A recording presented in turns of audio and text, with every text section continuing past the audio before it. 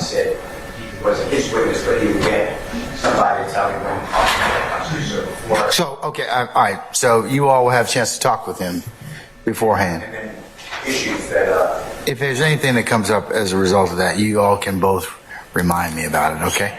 All right, okay. All right, anybody else? All right, with that, Sergeant Ingram, if you summon our jurors for us, please.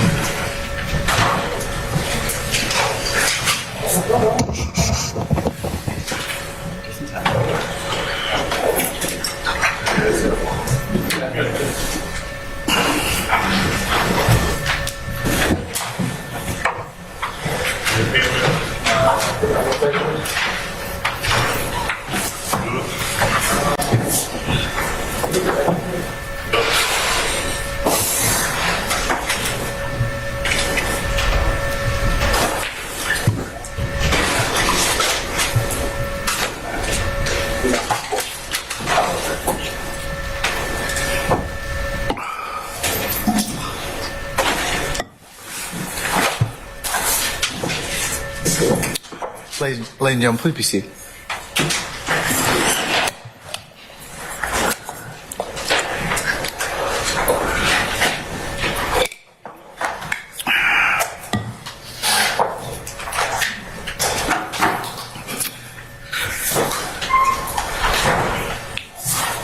All jurors present and counted for. All right, thank you, Sergeant Ingram.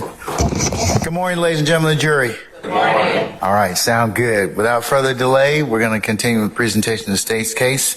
State, call your next witness. Good morning, Your Honor. Good morning, sir. Officer Floyd. All right, summon Officer Floyd, please. Officer Floyd, good morning, sir. Sir, if you would please approach the witness stand. Once you get there, if you would turn and face Sergeant Ingram and be sworn as a witness before you sit down, sir. Raise your right hand and swear firm testimony you give the truth, the whole truth, and nothing but the truth. I do. Have a seat. State and spell your first and last name and power. All right. Officer Wesley Floyd, W-E-S-L-E-Y. Last name Floyd, F-L-O-Y-D. Good morning, sir. How are you? Good. How are you? Officer Floyd, where are you going to? The City of Atlanta Police Department. And how long have you been with the City of Atlanta Police Department? About 10 years now. What unit are you currently assigned to? Currently, I'm assigned to our training academy. And what do you do for the training academy? I teach recruit classes. What unit were you assigned to previously? Zone 3, evening watch. And how long were you with Zone 3 Evening Watch? About 5 years. Were you post-certified during that time? Yes. What were some of your responsibilities as a Zone 3 Evening Watch officer? To respond to 911 calls, primarily. What coverage area did you cover as a Zone 3 officer? My primary area is what's called B sector. It's pretty much everything south of 166, so Cleveland Avenue, Metropolitan Parkway, those areas. Officer Floyd, I'm showing to you what's been pre-marked as 31B Victor and 30 Victor.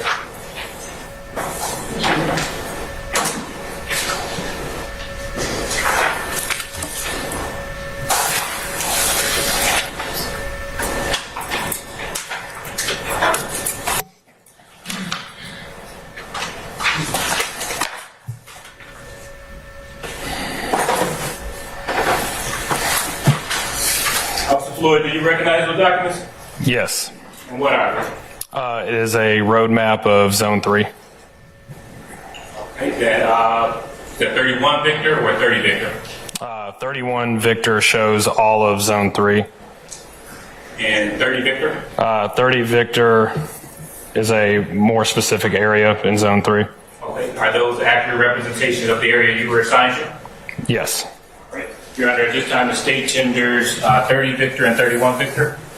Any objection to either 30 Victor or 31 Victor? No objection on behalf of Mr. Williams.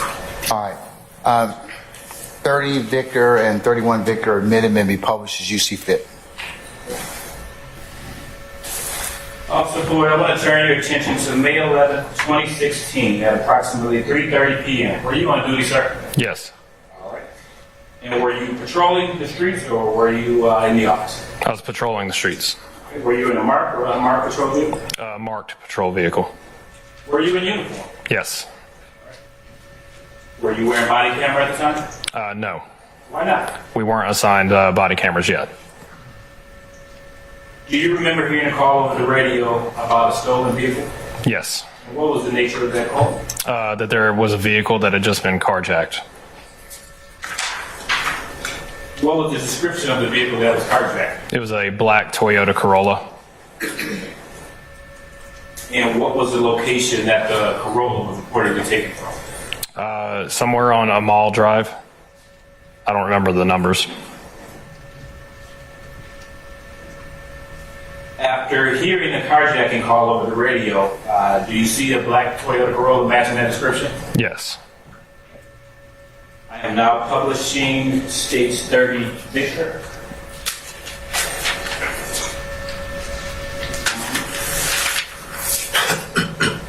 And Officer Floyd, if you can, to your right, there's a ruler. Okay. You can use that ruler. Can you show the jury where you first were when you see the Corolla matching that description?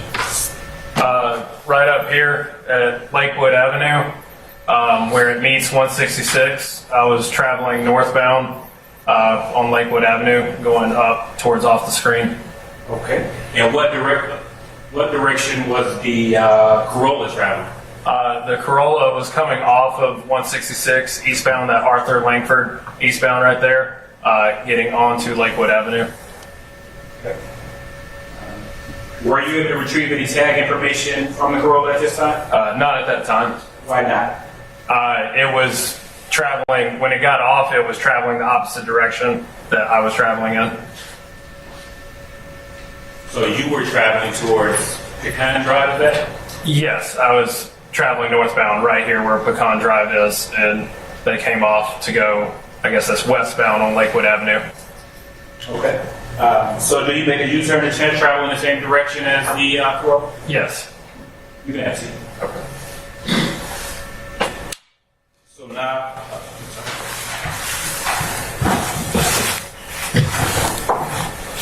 so you make the U-turn. What direction does the Corolla travel from Lakewood? It made a turn onto Bicknell. Is that a left or right? Left-hand turn, traveling south on Bicknell Street. And once it turns left on Bicknell Street, were you able to maintain sight of the vehicle? No, I lost sight of it when it turned onto Bicknell. After losing sight of the vehicle, after losing sight of the Corolla, what direction do you travel? I traveled onto Bicknell Street as well, trying to regain sight of it. So you made a left as well on the Corolla. Yes. And do you see the Corolla a second time? Yes, eventually. And where at? It had turned onto Polar Rock Road. It made a left from Bicknell onto Polar Rock eastbound, and I caught back up to it on Polar Rock Road. And were you able to get behind the vehicle at this time? Yes. And were you able to pull the tag information at this time? Yes. And did the tag information match the description from the reported carjacking? Yes. Do you blue light the vehicle at this time? Yes. Does the Corolla stop? No. So now you're pursuing the Corolla on Boulevard Road, correct? Yes. All right. Where does the Corolla travel from this point? The Corolla ended up making a right-hand turn southbound onto Lang Drive. Okay. from Lane Drive. Where does it travel? It turned south again, right onto Macon Drive. And you're still pursuing at this time, correct? Yes. Where does the chase subsequently end? It proceeds south on Macon Drive all the way to the intersection of Cleveland Avenue, where it was involved in an accident, and that's where the car chase portion of it ended. What was the description of the other car that was involved in the accident? Or what kind of car was it? Oh, in the accident, it was a silver Audi.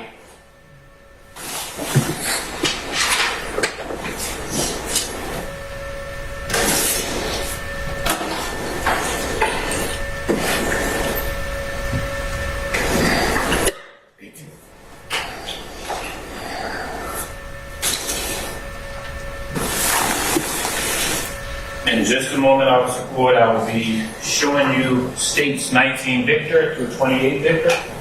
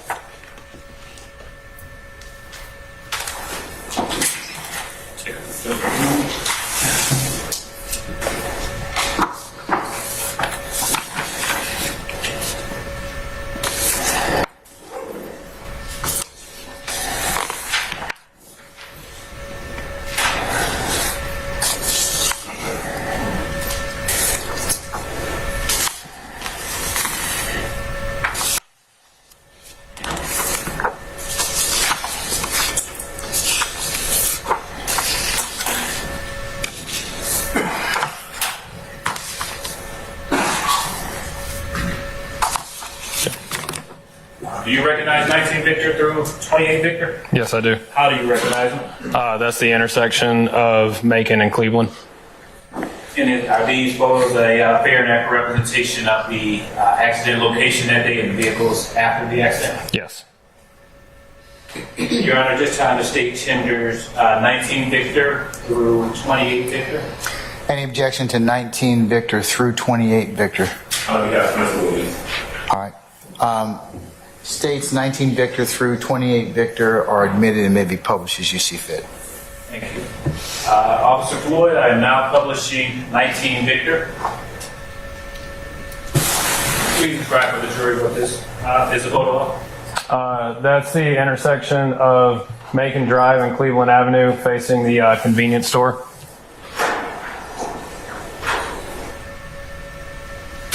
I am now publishing 22 Victor.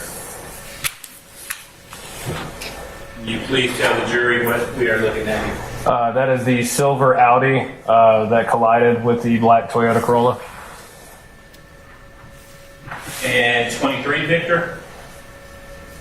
The same car.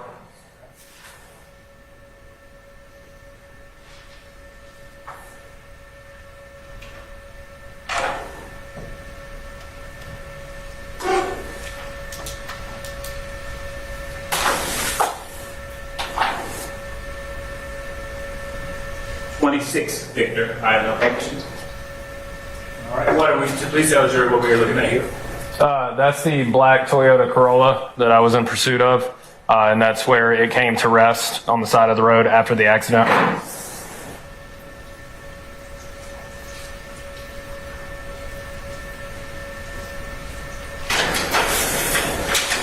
And that's the location where it subsequently ended after the accident? Yes. What happened after the Corolla came to rest? After it came to the rest, the driver's door opened up and the suspect inside began to flee on foot. How many suspects were in that vehicle? Just one. Did you pursue him? Yes. Did anyone else pursue him? Yes. Who? There's another officer, I believe it was Officer Baker in my report, that pursued him. He got ahead of me. Did either of you catch him?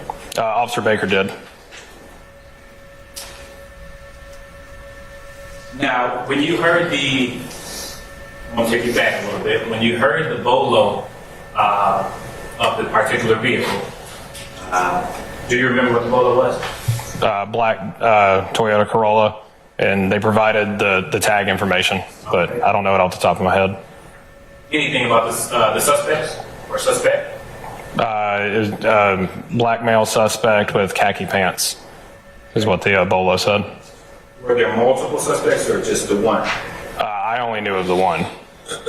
And what was the gender of that person? Male.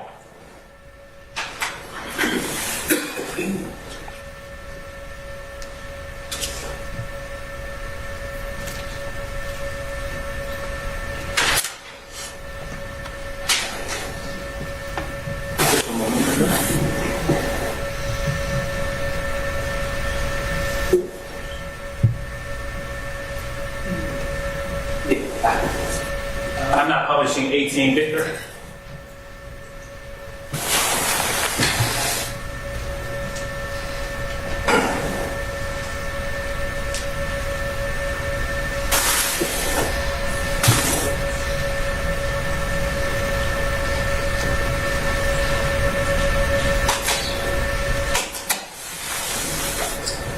Officer Floyd, is this the suspect that you apprehended today? That was apprehended today? Yes. And this is the suspect wearing the tan pants and jacket. The leading question. What was the suspect wearing? Tan pants. Court's indulgence, Your Honor. Yes, sir.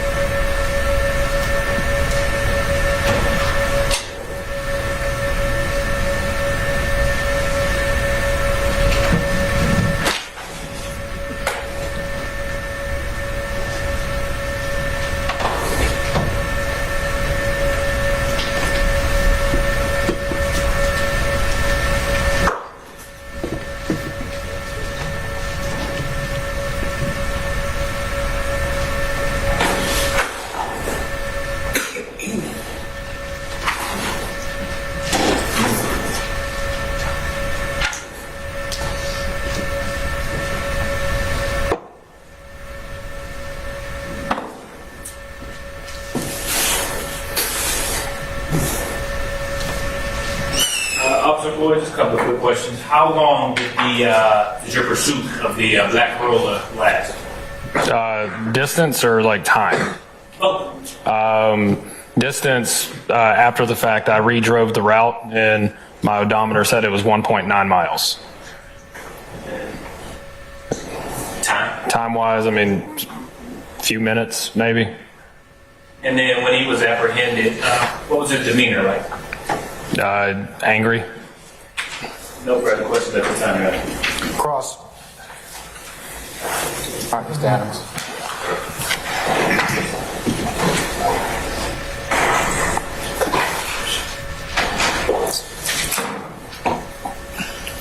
Officer Floyd, good morning, sir. Good morning.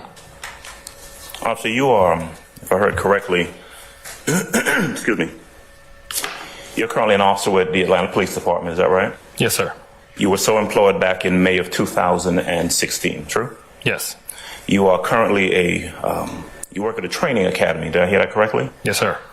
You train recruits. Yes.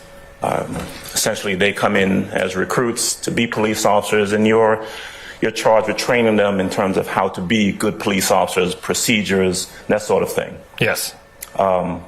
you have 10 years of experience as an Atlanta Police Department officer, and so you have a good bit of knowledge to impart to these young men and women who come in to be police officers, correct? Yes. One of the things that you have learned as a police officer, and I presume, you're going to correct me if I'm wrong, that you impart to these young men and women who are coming to be police officers is that you teach them how to conduct investigations. Yes.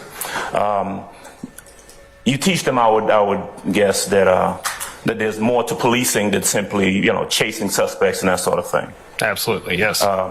You know, based on your experience and based on what you tell these young men and women, that when there is a crime, that there's some investigation that goes on in addition to simply arresting a suspect, right? Yes.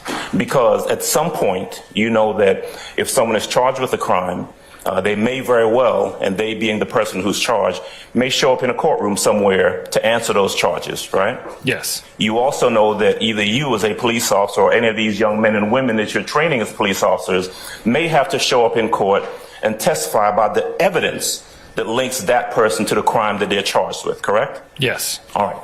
You were involved with this incident that occurred on May 11th of 2016. You weren't the only officer, but you were intimately involved with that case, right? Yes. I heard you mention an Officer Baker, who was one of the other officers involved in at least the chase part of the investigation, right?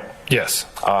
He is the person who caught up to this young man. I think his name is Christian Eppinger. That's what you remember, right? Yes. And you were also involved in the arrest and taking into custody of this young man.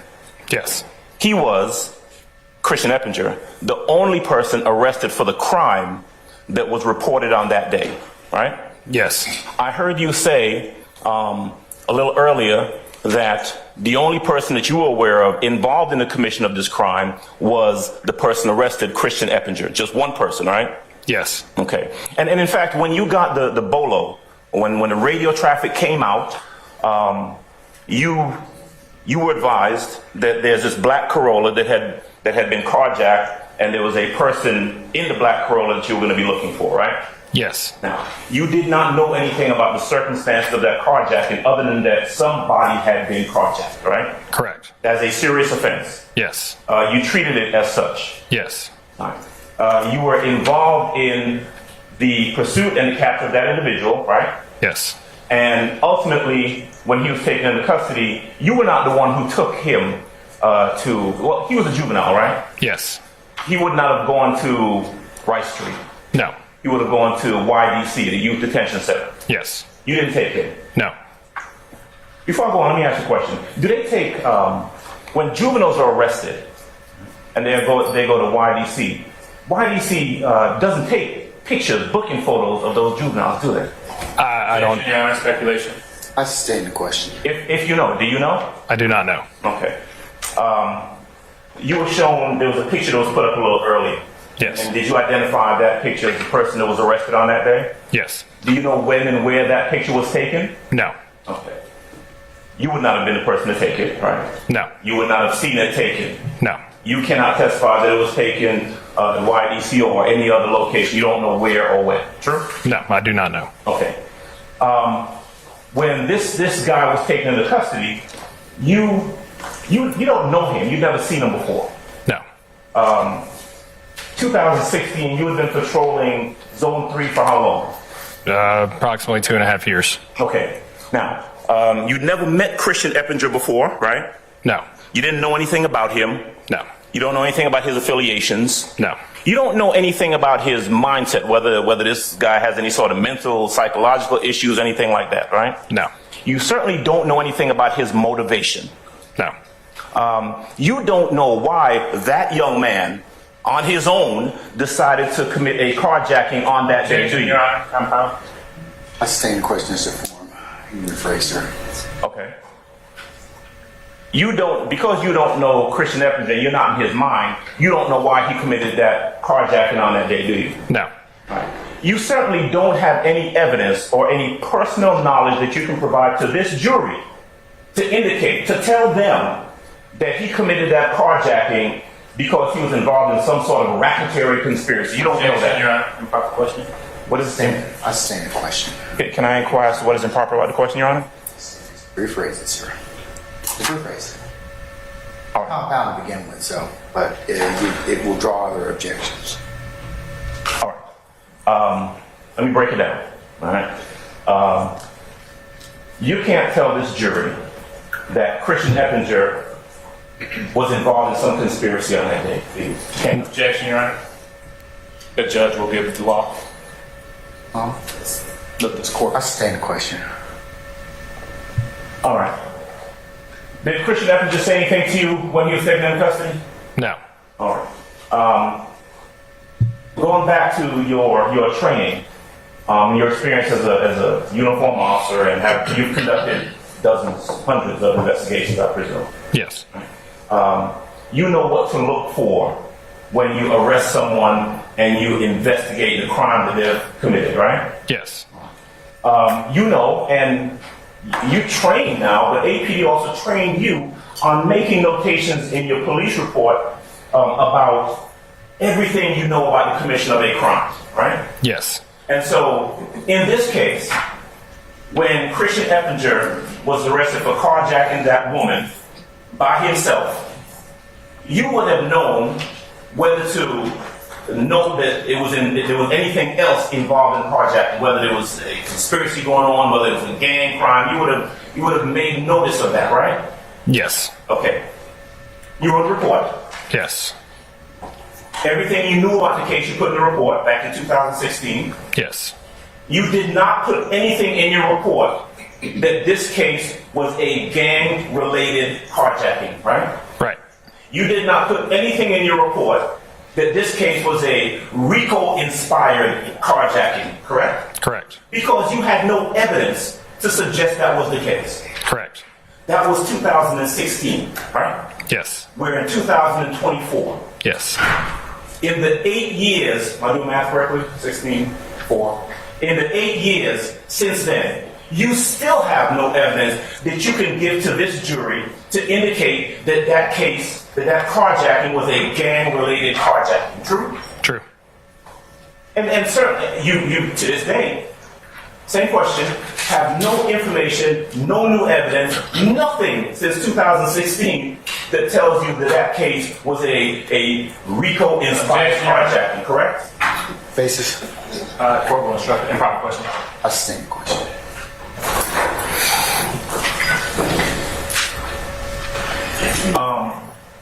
You were never, after the arrest on that day, you were never called upon to come and testify in the case, were you? No. You did not construct, write, print any supplemental reports other than your initial report. My initial report was a supplement to the other officer's report. Read? Yes. Okay.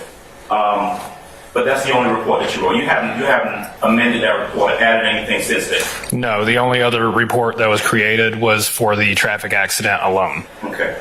You know, was there a gang unit back in 2016? I believe so, yes. You did not have any interaction, communication, or anything like that with any gang unit in regards to this case back in 2016, did you? No. Now, you are aware, since you've been called in to testify about the incident that occurred back in 2016, right? Yes. You are aware, have you seen the indictment, the charge in the indictment? What do you mean for? Okay, let me ask a different question. You are aware that this incident that you're testifying about is part of some larger racketeering RICO. Oh, yes. Right, you know that, right? Yes. All right. You, I presume, have had discussions with the state in regards to what you know about the case from back in 2016, haven't you? Yes. Right. And you've not been in a position, you've not been able to tell them, hey, look, I've got information that this case was involved in some sort of RICO case. You haven't told them that. No. Because you don't know. No. Right? You don't have any evidence to indicate that, do you? No. But here we are, right? And I want to ask you a couple questions about your testimony today and what's happened between 16 and now. Okay.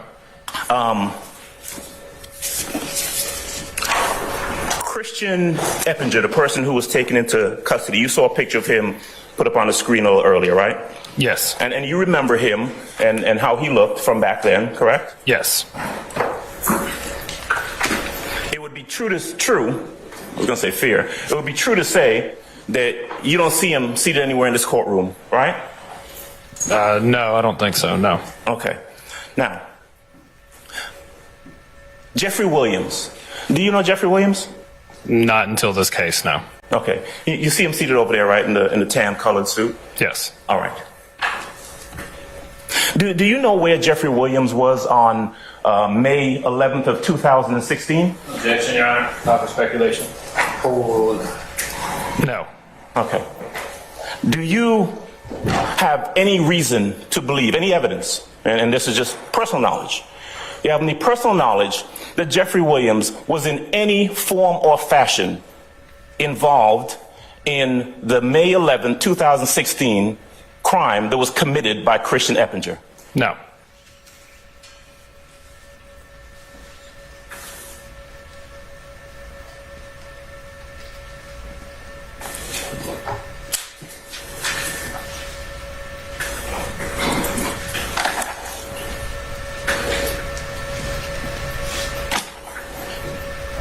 One moment, please. Yes, sir.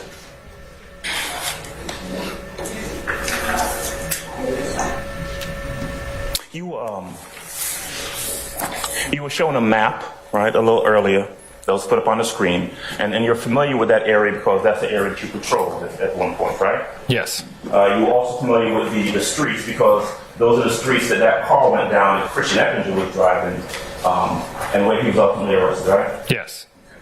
Now, this was a carjacking, and I would, you tell me if I'm right, that you've investigated more than one carjacking in your time as a police officer. Yes. Carjackings occur all over the city, don't they? Yes. People who commit carjacking sometimes are caught, sometimes they're not, right? Correct. They can be caught anywhere, driving a car in this part of the city, another part of the city. I mean, the fact that it was that this guy was arrested at the location that he was, that's just where he happened to lead you guys on a chase, and where he happened to crash, and where you happened to arrest him, right? Yes. Nothing unique about a carjacking on Amal Drive versus a carjacking on, I don't know, Roswell Road. Objection, right? Your Honor. I stand the question. All right. Did I hear you correctly that when this guy, Christian Eppinger, was arrested, he was wearing, I heard you say khaki pants, is that right? Yes. All right. You remember him wearing any bandanas or anything like that? No. Okay. All right. May I have one moment, please? Yes, your master.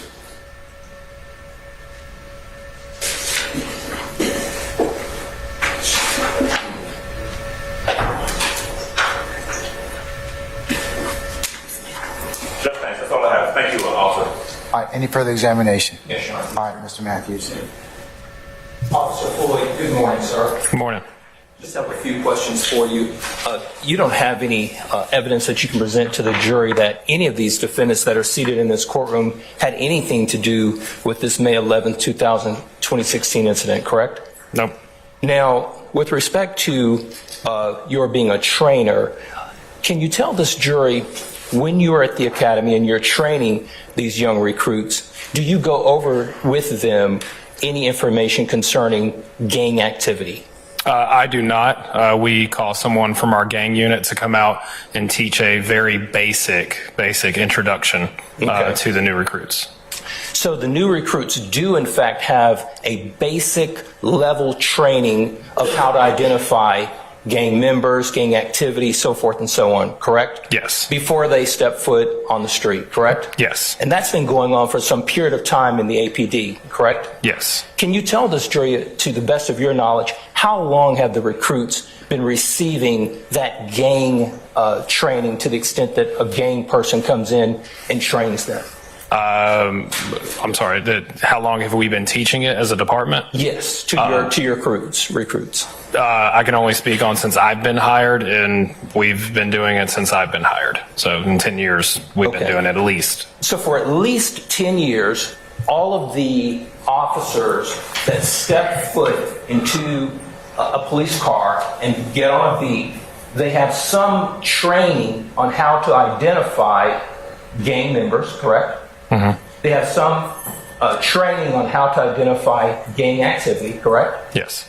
And that's information that they would have at the very beginning on their first day in training, correct? On the first day on the street, correct? Yes, it's a very basic overview. It's not super in-depth. Right, but enough to identify gang members, correct? Yes. And enough to identify gang activity, correct? Yes. Okay. Thank you, sir. Any further examination? Any redirect? Just briefly, Your Honor.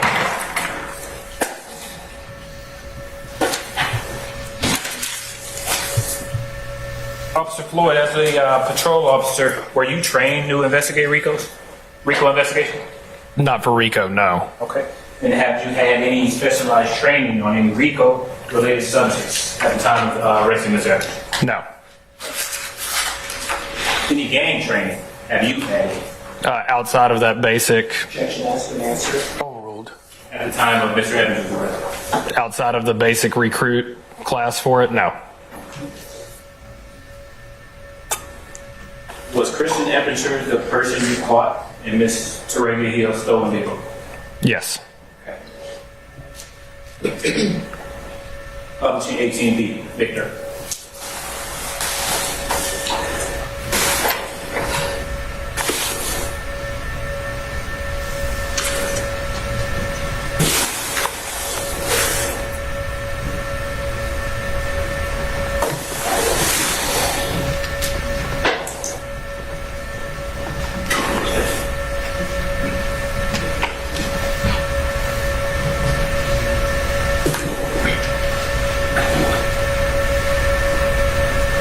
Officer Floyd, Yes. it states 18B, a picture of Christian Eppinger. Yes, it is.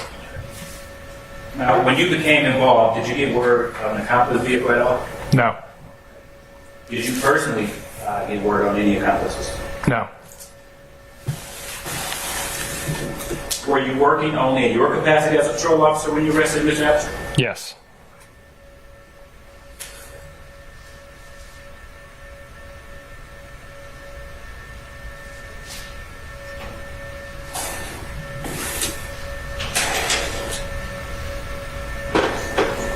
And did you carry out all your duties as a patrol officer on that day? Yes. All right.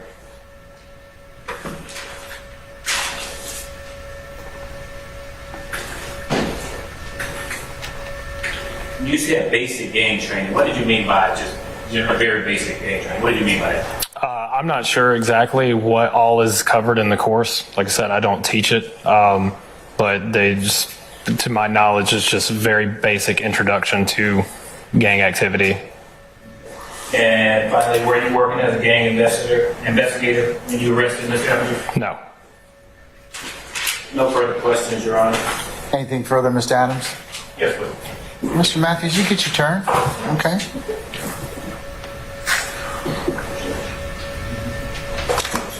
Officer Floyd, bear with me a second because I think there was one or two questions that was asked. I just didn't hear the question, so I'm going to ask you to repeat something that you already said. But I did hear you say that at the time you were not working as a, quote, gang investigator. Correct. All right. But I mean, it is true that at that time there was a gang unit that if you saw something that made you think there was some gang connection in this case, you could have contacted them. True? Yes. Objection, Your Honor. I'm Oh, the objection. And you did not contact the gang unit because in your analysis of that matter, you didn't see anything that suggested to you, a trained police officer, that there was any gang involvement in this case, right? Correct.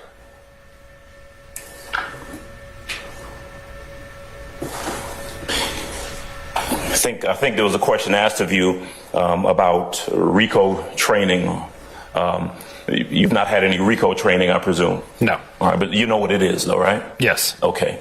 And similar to the question I asked you about the gang, I think you answered this before, but you didn't see anything at that time that made you think this was anything other than just a carjacking committed by Christian Eppinger by himself. Correct. Thank you. All right, Mr. Matthews, go ahead, sir. Okay, all right. Anybody else? Any other redirect, sir? No, you're right. All right. May we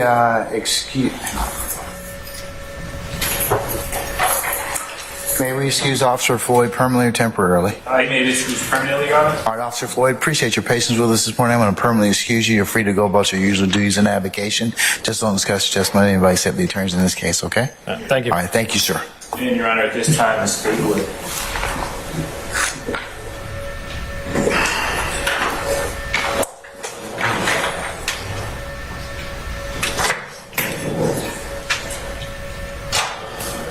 All right, sir. Yes. Who's your next witness? Yep. At this time, the state would tender this Mr. Eppinger's self-authenticating certified conviction, and this would complete Act 61. And I sustain the question. I sustain the commentary. Just tell me what you're trying to introduce at this point in time. yes, Your Honor, the self-authenticating document of the certified conviction for Mr. Christian Eppinger. What state's exhibit? 33 Victor. All right. Has it been shown to the defense counsel? They have a copy, Your Honor, but I have one present now. Show them the one you want to admit.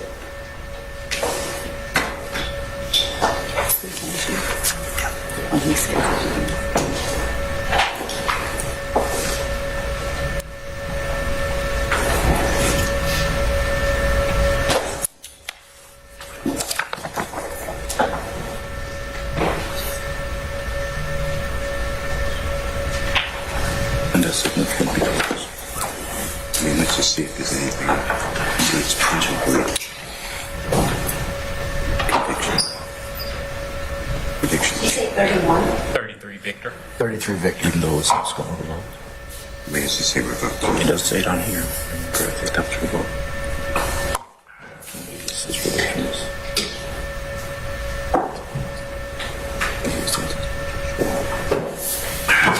It's important, but it didn't happen. So this is not a conviction. Right. What they're putting in is not a conviction. For the proof. And then Max has to be involved. It's his signature. I can't read. Somewhere on here.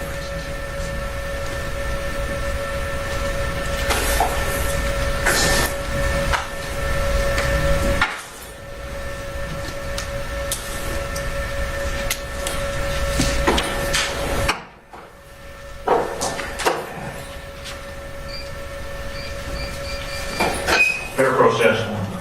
All right. Come on up. Max.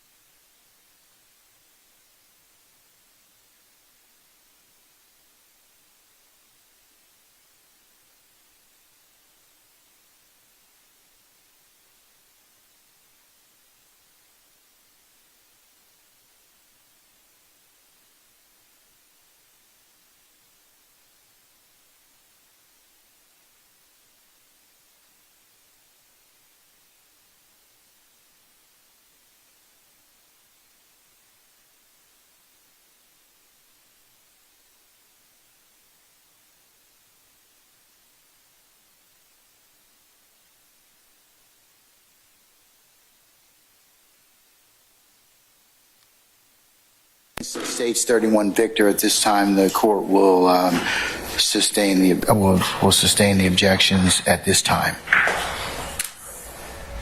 and not admit it.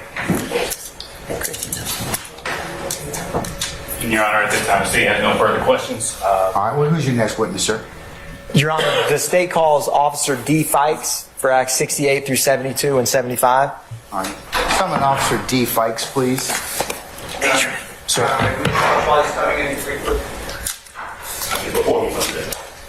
Can you hold for a second, please? Hold Officer Fikes for a second, please.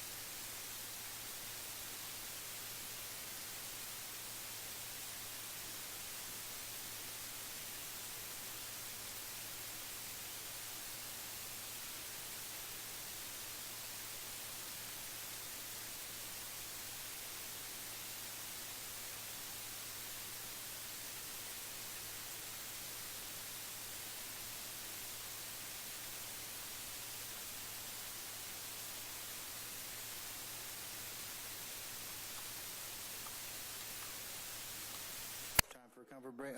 Look at that. We doing okay? You have time for a comfort break? We're good? Okay, all right. Okay, all right, drive on. All right, can we call Summon Officer Fikes, please?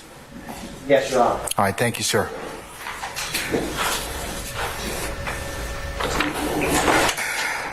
All right.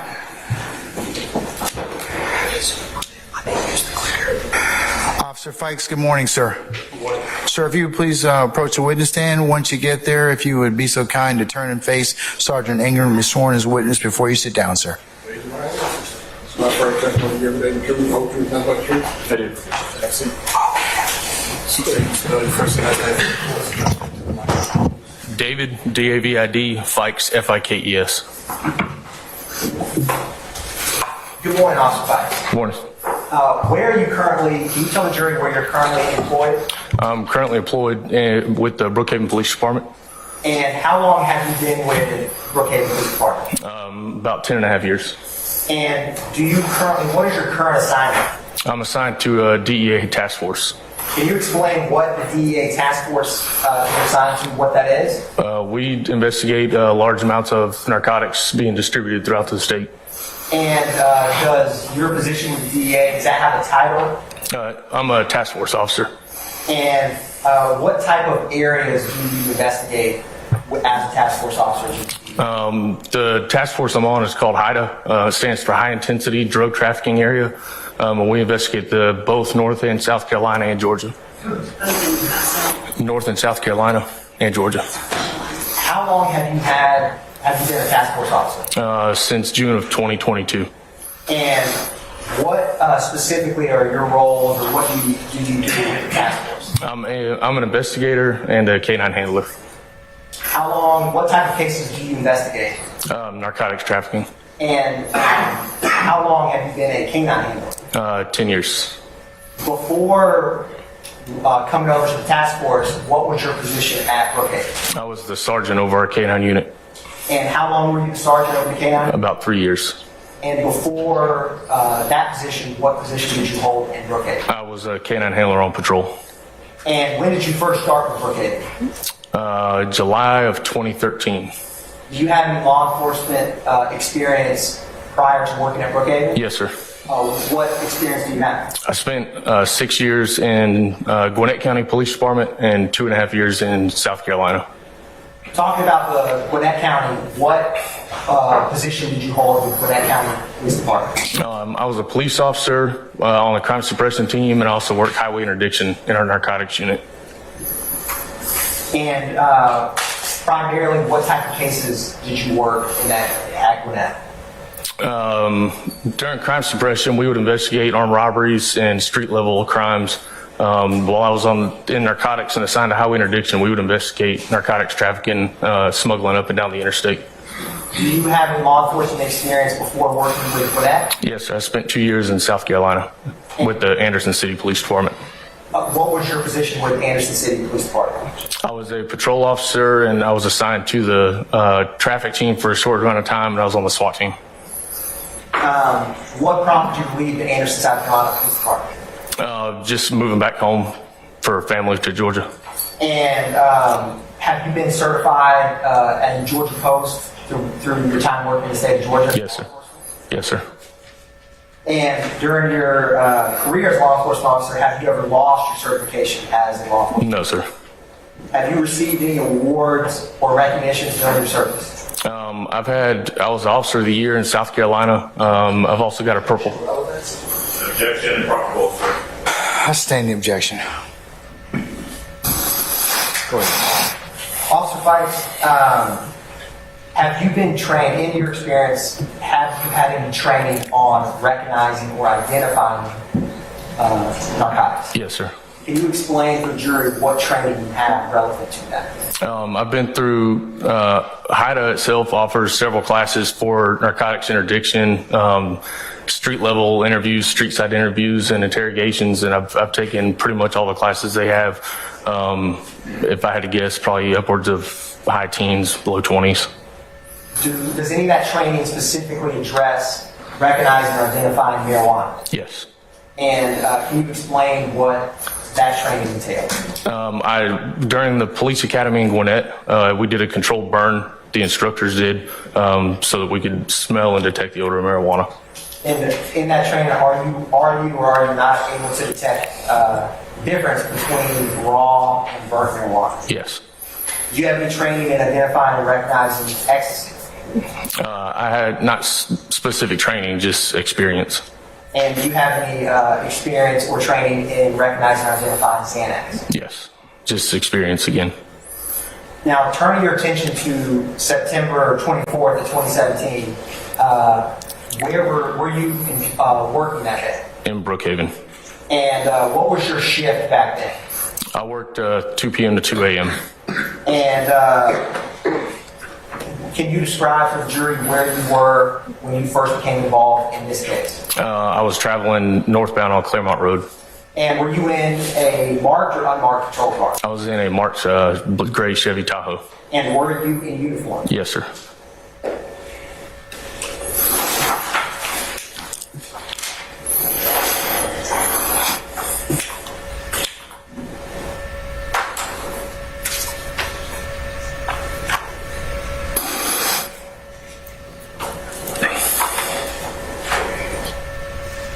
Your Honor, I'm going to, I have State's Exhibit 1 Lima through 8 Lima, and was going to approach Officer Fikes. Have you already shown that to defense counsel, sir? Your Honor, I'm going over that now with defense counsel. We have the previous one provided. Location, larger blow, airport, and location, street. The entrance. Correct.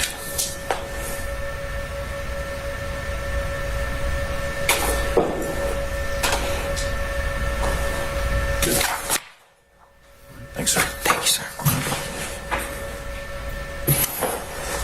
Your Honor, permission to approach? You may, sir. Thank you, Your Honor.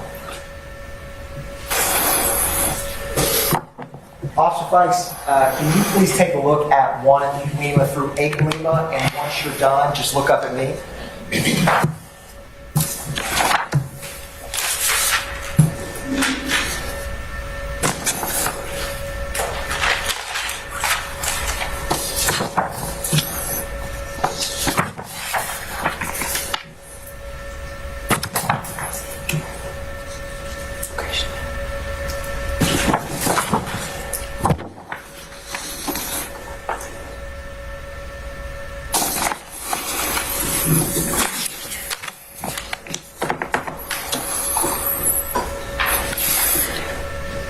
What are those exhibits that I provided? They're Google images of the street on Claremont Road and the side streets there about the airport.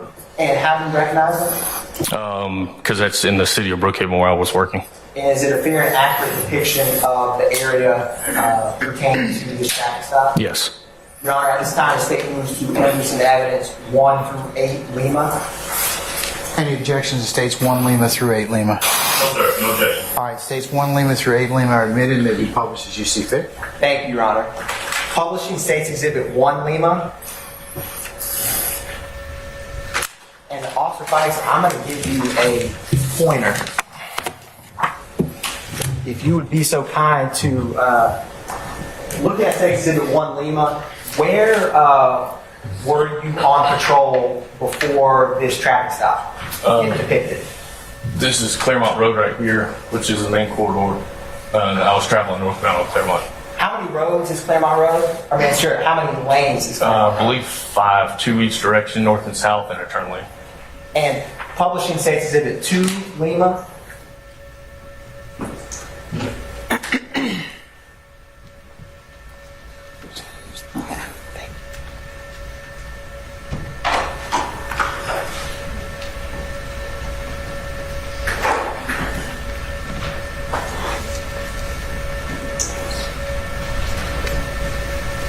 Looking at 2 Lima, can you show where you were in your patrol car when this began? Right about this intersection, Bragg Street and Claremont Road, And what direction were you traveling? northbound on Claremont.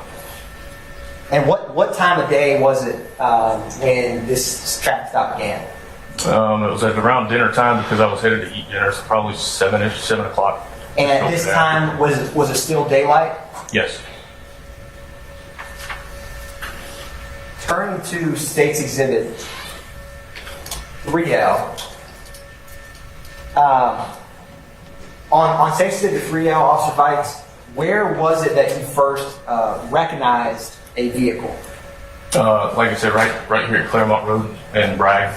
And can you describe how this traffic stop began? What did you see?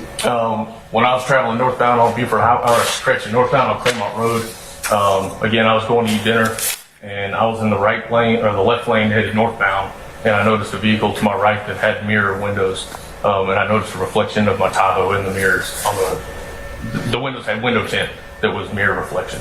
And what is the significance of having mirror reflection on the roadway? It's illegal.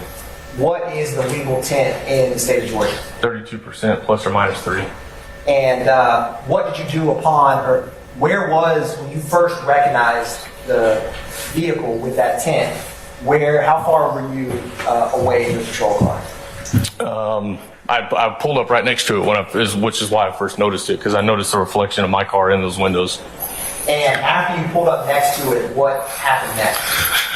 I ran the license plate and got prepared to stop the vehicle. And before you ran the license plate, were the windows on that vehicle, were they up or down? They were all up. And were you able to see anyone that was inside the vehicle? No, sir. And when you ran the license plate, what system do you use to run that? We use GCIC, which is the Georgia database that provides us for the license plate returns. And it gives their name, the owner's name and address. And once you ran it, what information came back? The registered owner's name and address and his driver's license number.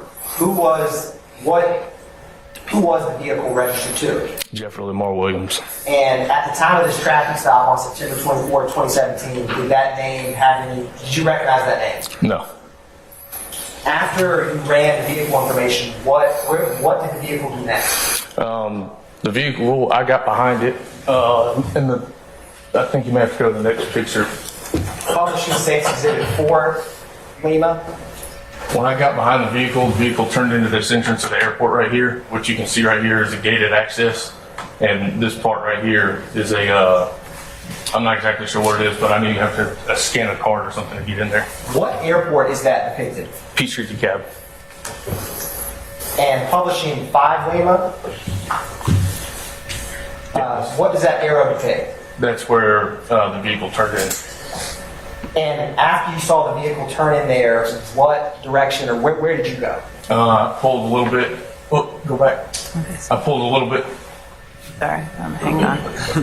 I pulled a little bit up here into the turn lane because I had a feeling that they made a turn in there too quickly and they weren't going to be able to get in. So I pulled into the turn lane and watched them. Publishing 5, Lima. What does this depict? This is where they turned in, and you can see the access booth right here, and then the fence right there that blocks that off. And would both the Maybach vehicle and your vehicle be traveling in the direction of that GMC truck? Yes. Yeah, the Maybach would have been in this lane here, and I was in this lane right here. And can you or can you not enter that gate without a keypad? Without a keypad or access code, you cannot. Publishing 6, Lima.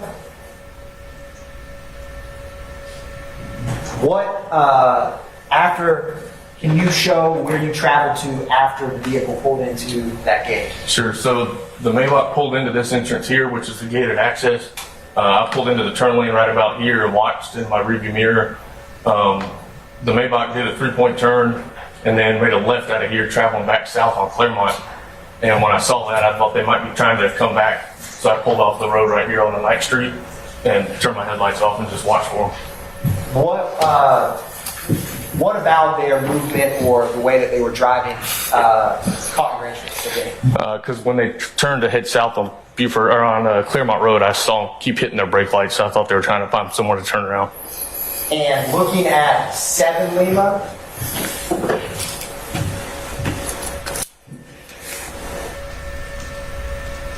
What does that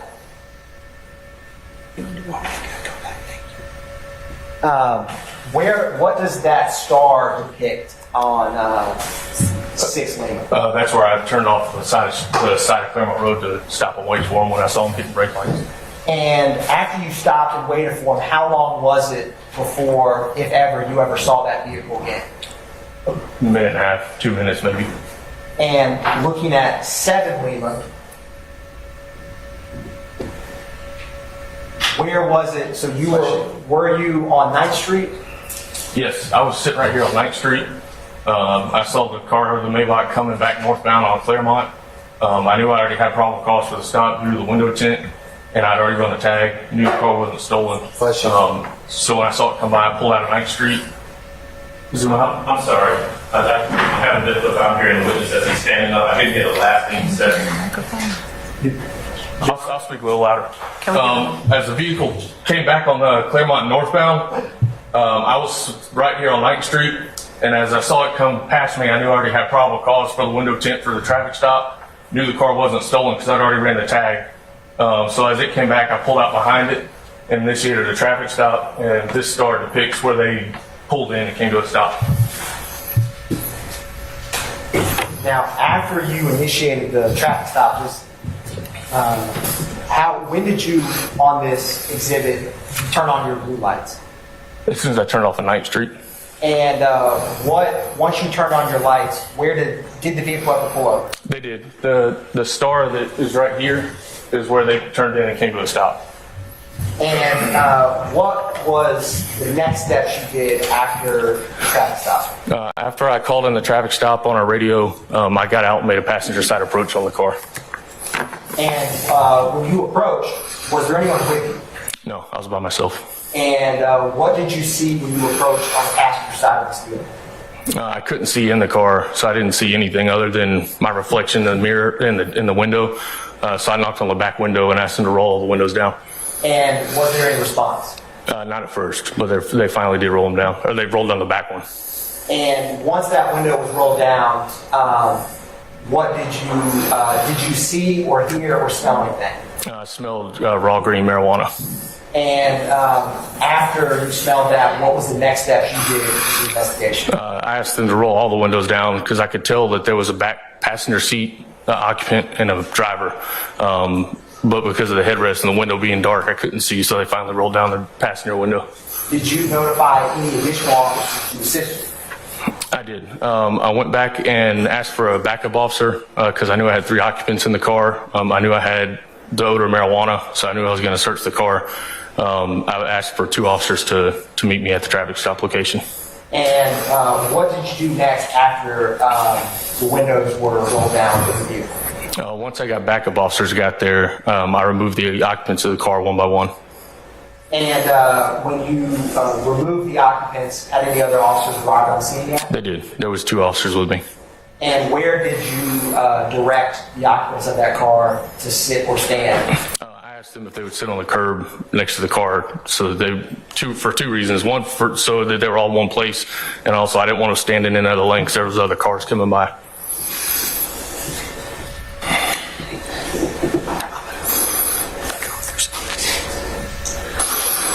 Officer Fikes.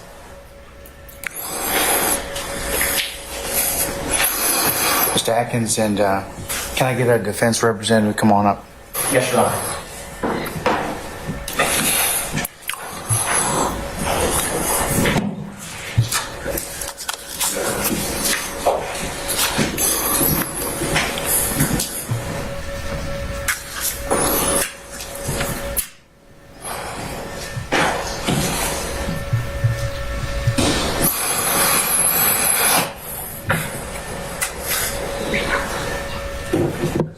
Yes.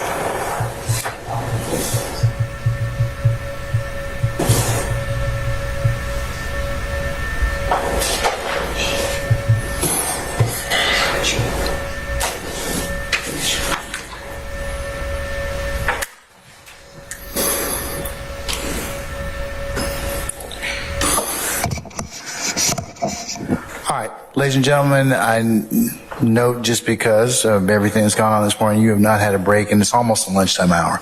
So why don't we go ahead at this point in time and break for lunch, let you stretch, and I've talked with council, and if we could come back for 1 o'clock, does that work for you all? And then we'll continue with where we left off at that point in time, okay? All right, so remember my admonitions to you. All rise.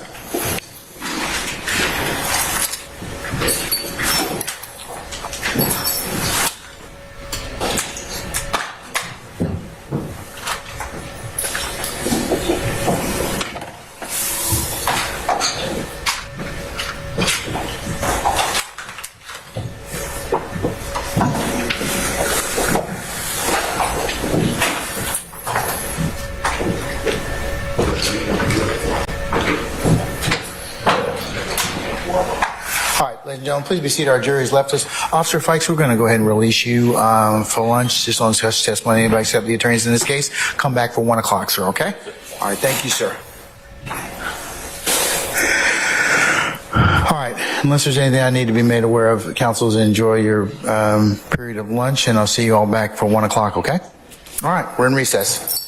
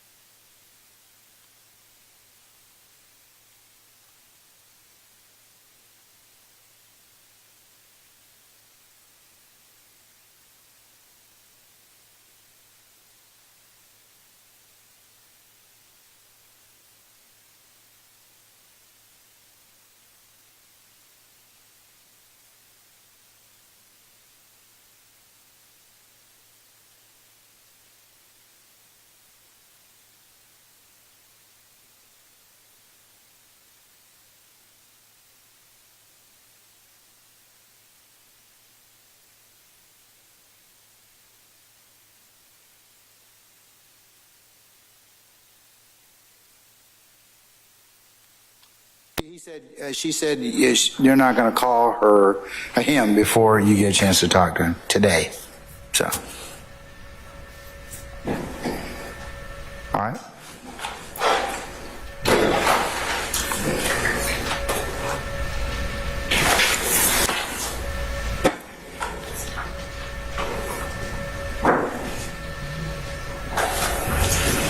All right, Sergeant Ingram, summon our jury first, please.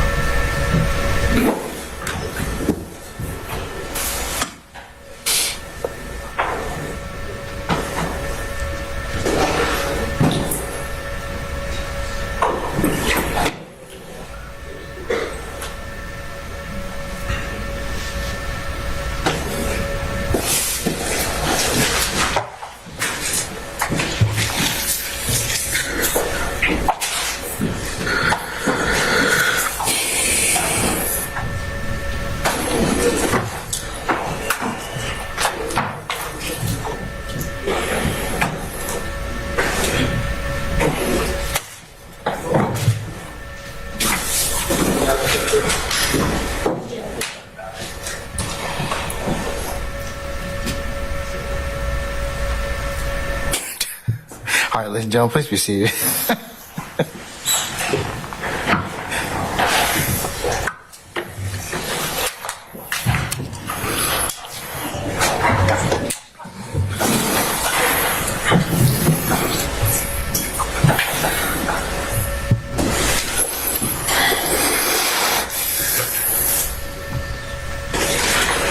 President All right, thank you, Sergeant Ingram. All right, Mr. Atkins, you may resume your examination, sir. Thank you, Your Honor. Officer Fikes, before we have lunch, I wanted to backtrack a little. Can you describe for the jury what constitutes a high? What constitutes? A high intensity drug area. A high intensity drug area is where heavy amounts of narcotics are being sold. It could be anything from a hotel to a neighborhood to a street corner, anything like that.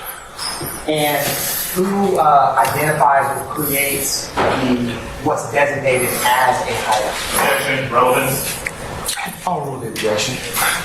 We develop those investigations through informants or through tips that we get or leads. And what agencies staff the task force that you're a part of? What law enforcement? Well, we've got agencies from all over Metro Atlanta. We've got agencies from Henry County, Stockbridge, Brookhaven, DeKalb. I mean, they're all like, we got a couple from Henry County.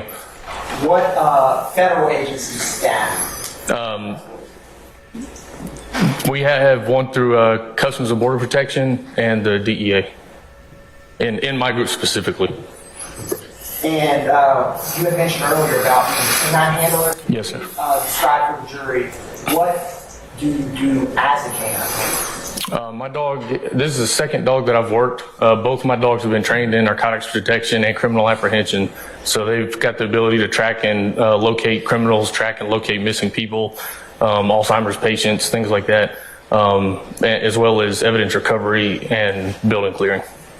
And when you were a sergeant over the canine unit at Brookhaven, what extra duties did you have in that position? I had to complete all use of force work with our other handlers. Any kind of documents that came in, training records, reports, deployments, anything like that, I had to review those. And what kind of background training and experience do you have to be a canine handler with Brookhaven Police Department? To be a canine handler, you go through an 8-week course with your dog, and that includes the training of the handler and the training of the dog. I've actually gone a step further than that, and I'm a certified trainer for our department. And was there any additional training that was needed for you to be a canine handler with the task force? No, sir.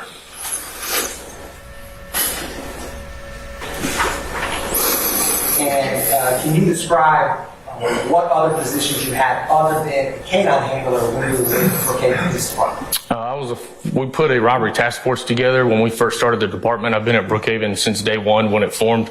We put a robbery task force together to combat the street robberies that were going on, and there was 4 people hand selected by the chief. I was on that for about a month and a half, and then I was on our NET team, which is our neighborhood enforcement team, similar to a crime suppression team. I was on that for about 4 years. And what kind of background, training, and education and experience do you have that qualifies you to be a hired task force officer? My formal education, I've got an associate's degree in public service or public safety. I've got a bachelor's degree in criminal justice, and I've got a master's degree in business. My training from law enforcement, I've been through 2 different academies, state accredited academies, one in South Carolina, one in Gwinnett County, which was state accredited through Georgia. The one in South Carolina was 10 weeks. We slept there. It was paramilitary style. Basis. Irrelevant and improper bolstering. He is not being intended as an expert, and so this information is irrelevant. All right, overruled, sir. It was paramilitary style. We slept there up at 5 o'clock in the morning, training, PT. The training academy I went to in Gwinnett was 26 weeks long, and it wasn't overnight. We went home at night. And you had referenced earlier that when you were with Gwinnett, you worked on the crime suppression unit. What was your position within that crime suppression unit? I was an investigator. We investigated street level crimes. And when you worked the highway interdiction unit with Gwinnett PD, what was your position with them? Interdiction officer. We worked narcotic smuggling up and down the interstate. And what is an interdiction officer? We're trained to detect detect narcotics trafficking. A lot of officers will stop a car and they'll write their ticket and they're done. But we're trained to talk to passengers, talk to drivers, and take those stops one step further. Any misconceptions, any stories or eye contact, things like that would take those stops to the next level. You just described what an interdiction officer is. What is interdiction? Interdiction is the stopping of the narcotics moving throughout the area. In your law enforcement career, have you ever been injured in the line of duty? Yes. Can you describe that? Objection. Those are I relevant. sustain that one, though. Your Honor, may I approach? Yeah, you can. Come on up, Mr. Adams.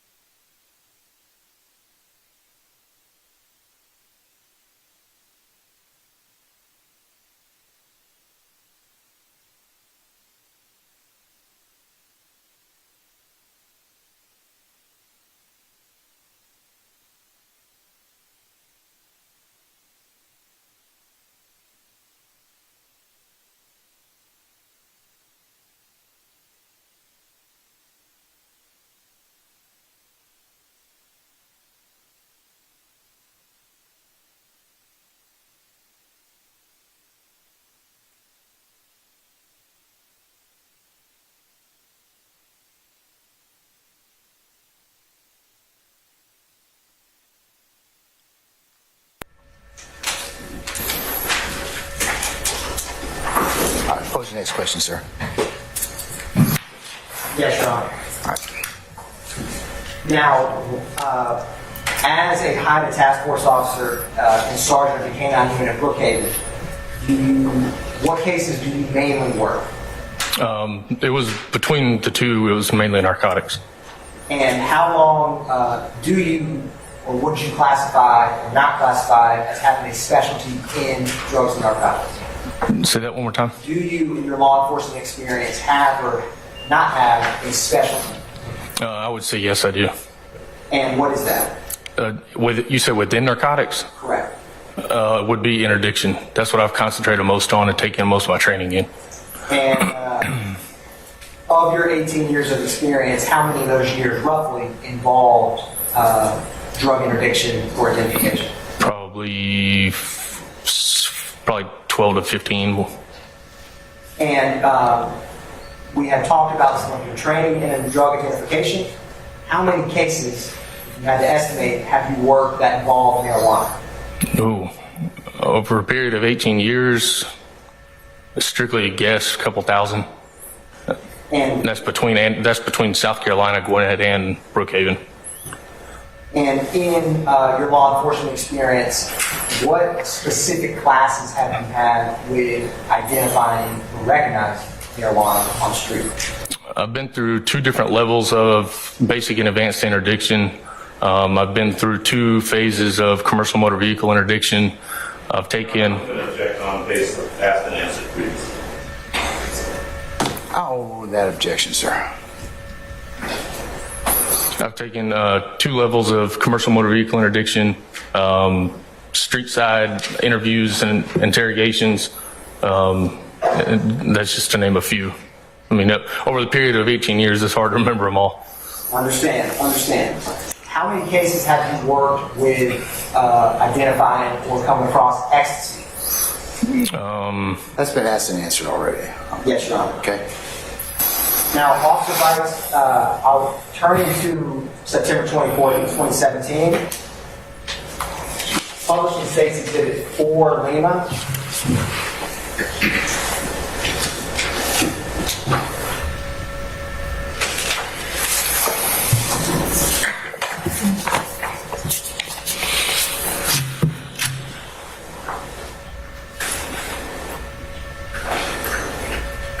Now, Officer Fikes, that light blue arrow on 4 Lima, can you describe what that indicates?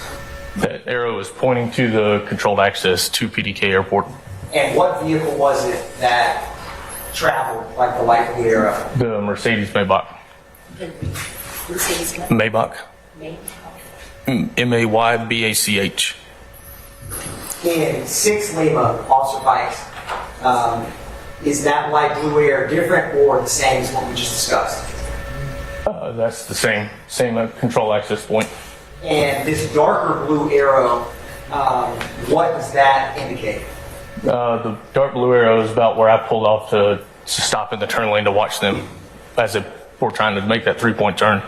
And you had testified earlier about northbound. Is this depiction that has a blue arrow on the top right, does this accurately depict northbound or does it not? It does. Officer Fikes, there's also this black star. What does that indicate in 6 Lima? That's where I pulled off when I saw them go back south on Claremont Road. I pulled off to watch to see if they came back toward the airport. With 7 Lima, is that black star that just populated? What is that point? That's where I was sitting. And the gold star with the white background, what does that depict? When the Maybach came back northbound on Claremont Road, I pulled off of 9th Street and initiated my blue lights to stop the car. And the gold star is where that final stop was. And with 8 Lima, what does these dots indicate? That's my direction of travel when the car came back northbound. And is roughly, what's the estimation distance-wise from where you were parked on 9th Street to where the vehicle, the Maybach, stopped? Looking at a picture, about 200 feet. Is that an accurate estimate of the Yep. Yes, sir.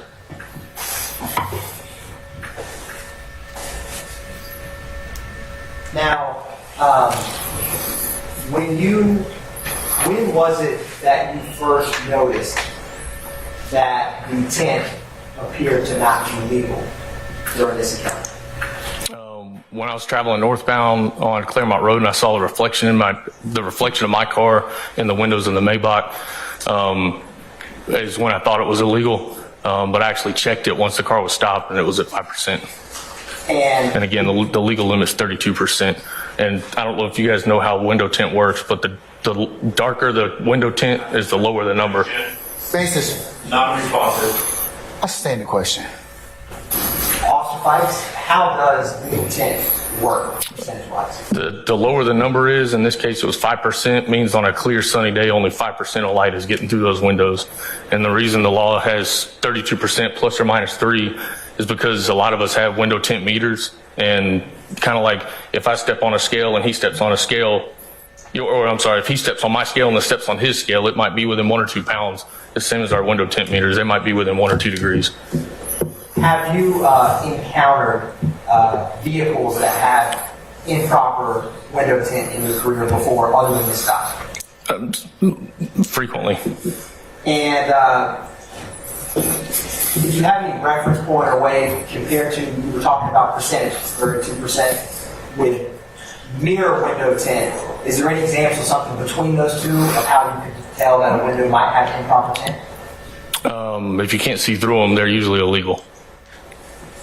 Like I said, on a clear sunny day, you should be able to see through the windows.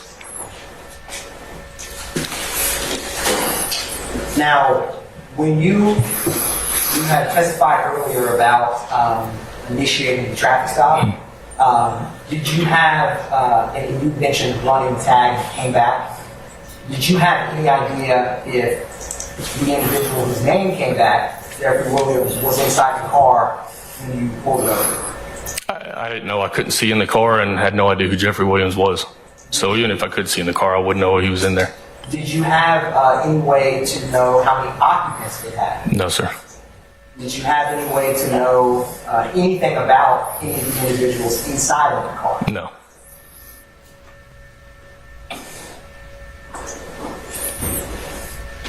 Did you have any knowledge about the race, ethnicity, or gender of the individuals inside the car? No, sir. And you had mentioned earlier that a vehicle did a 3-point turn. What is a 3-point turn?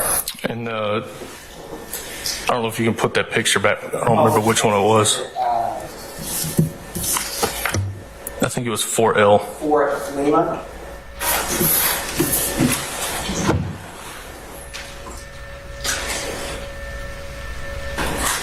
So you can see.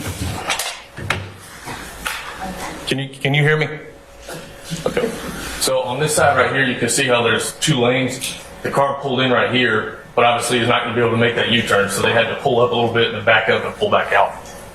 So it's 3 different motions. That makes sense. And when you initiate a traffic stop and approach the vehicle, is there any, how do you approach a vehicle just like this stop and do a traffic stop? Yeah, most of the time I make a passenger side approach. Why is that? For safety reasons. And When I walk up on the passenger side, I can see, if there is only a driver, I can see more what the driver's doing and what's in his hands.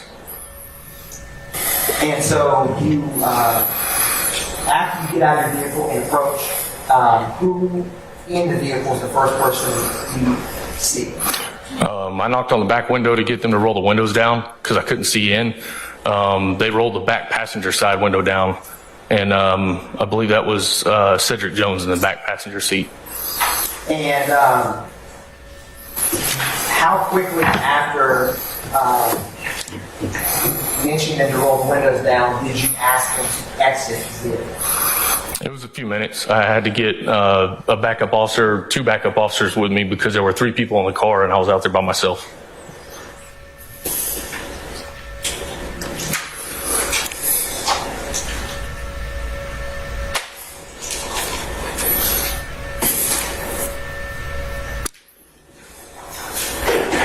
And when you ran the vehicle, did it indicate if Jeffrey Williams that the vehicle was registered to was a senior, junior, or third? I don't remember. It was 6 years ago. I don't remember what the NCIC said. Understood.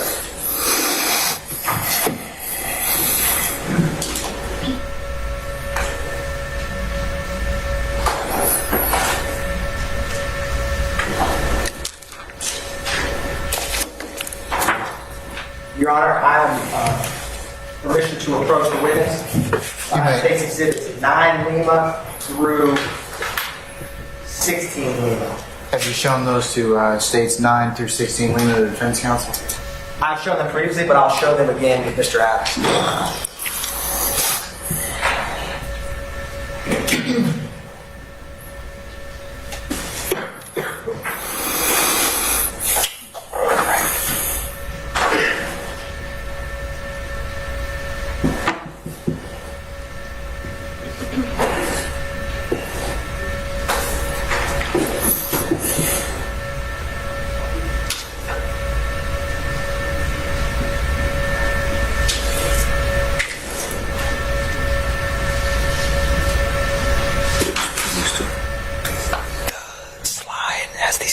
Populate, so it's the same picture. It's just one has arrows of it.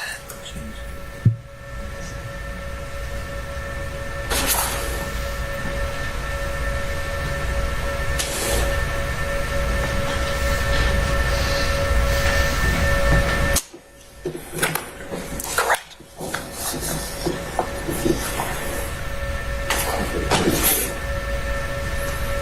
Okay. You can hear us whispering on.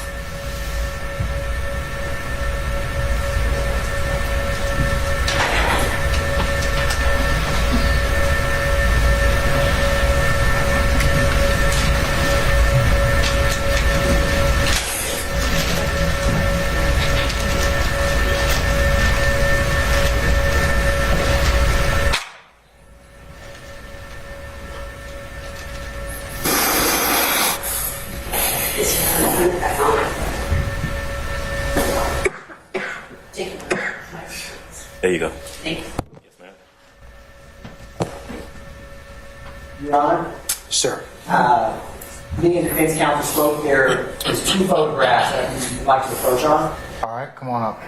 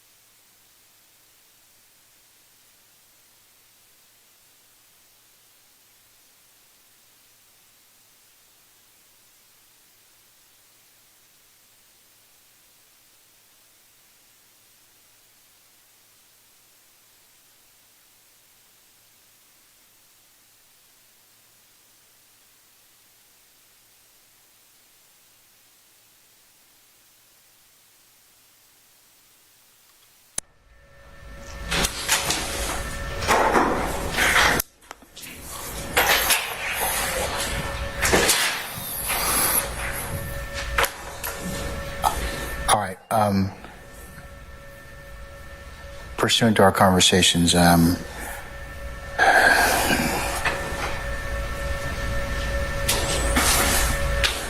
you showing the witness states, what are you showing the witness right now? Your Honor, I'm going to approach the witness if the court permits with 9 Lima through 13 Lima Alpha. Okay. Now, before counsel does that, let me add to my objection, my previous objection as to the best evidence room. All right, overruled, sir. Thank you. And, Your Honor, All right, and I'm just, what I'll do since we had a conversation in terms of 12 Lima and 13 Lima. Any objection, Mr. Adams? That otherwise you have made already? I don't believe you had. Best evidence rule objection I made previously. All right, so 12 Lima and 12 Lima Alpha are admitted. And what about 13? 13 Lima and 13 Lima Alpha? yes, Your Honor. All right, and same ruling. They're admitted, and they and I'll note your objections, sir. Continue objection. And, All right. Your Honor, I also want to let the court know, I showed these with the defense counsel, but 14, it's 9 Lima through 16 Lima. I got you. Said 13 Lima. But Yeah, I specifically ruled upon 12 and 13 Lima and Lima Alpha. Any further objections, Mr. Adams, to 9 through 11 or states 9 through 11 Lima or 14 Lima? None other than what's been previously stated. Okay, all right, they're admitted, and we so all exhibits 9 Lima through 16 Lima can be published as you see fit. thank you, Your Honor.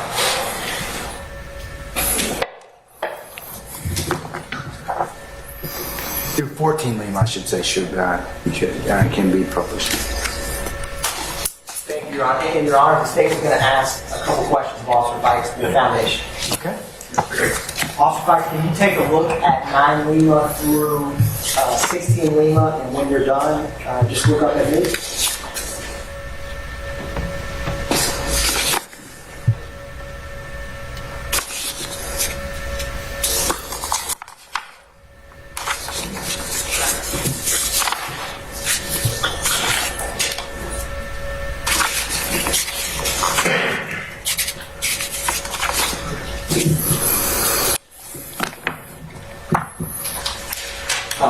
Officer Fikes, what are 9 Lima through 16 Lima? These are pictures of the contraband that were seized from the Maybach and pictures of the Maybach itself and the 3 subjects that were occupied in the car. And how do you recognize them? Because there were pictures that were taken that night. And are they a fair and accurate depiction of this scene? Yes. Your Honor, the state moves to admit state's exhibits 9 Lima through 16 Lima. Any further objection other than the objections that have been noted, Mr. Adams? Nothing new is subject to the previous objection. All right. 9 through 16 Lima and Lima Alpha can be admitted and may be published as you see fit. There will be continuing objection. Thank you, Your Honor. Officer Fikes, after you saw the Maybach abruptly turn to the restricted area, why did you not immediately blue light it at that point? Because I was still getting returns on the license plate. And until I find out that if a car's stolen or wanted in, a crime or something, I don't stop it. Publishing state's exhibit 9 Lima.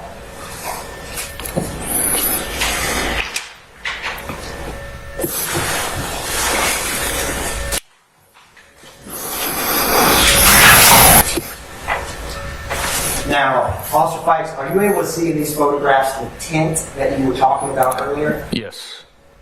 Can you describe to the jury if you use that point? All the windows were tinted similar to this right here, that mirror tint. So, what does that include? The driver's side window, passenger side window, and the rear window? Yeah, the 4 main windows, both driver's side and both passenger side.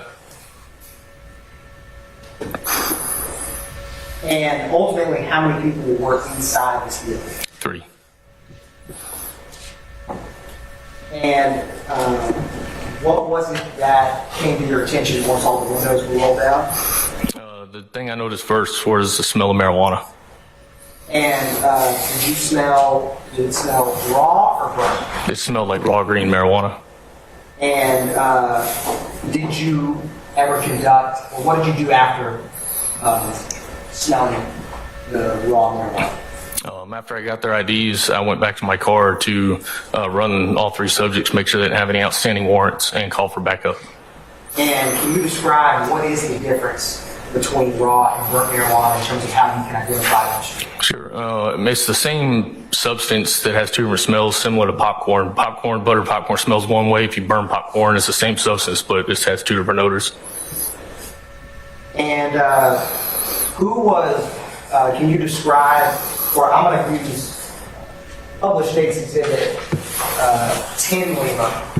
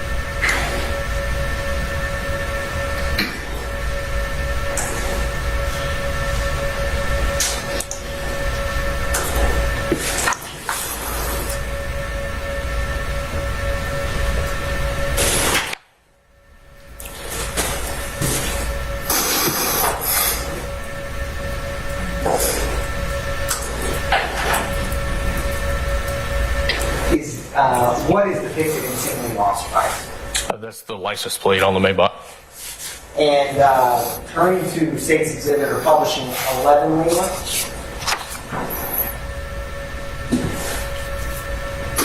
So ultimately, can you describe for the jury what did you end up doing with this vehicle? And give you in terms of, did you ever conduct a search? I did. I conducted a probable cause search based on the odor of marijuana. And breaking down the search, where did you start? On the driver's seat. And what did you find in the driver's seat? Just marijuana residue in the floorboard. And what is marijuana residue? Where they roll up a joint or a marijuana cigarette, some of the crumbs fall on the floorboard as the marijuana crumbles up.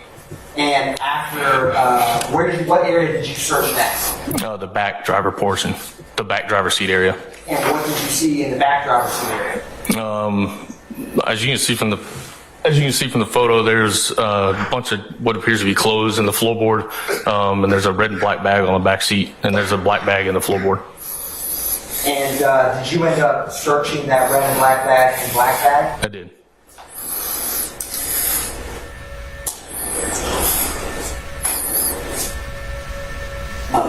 Using or publishing states exhibit 12 Lima.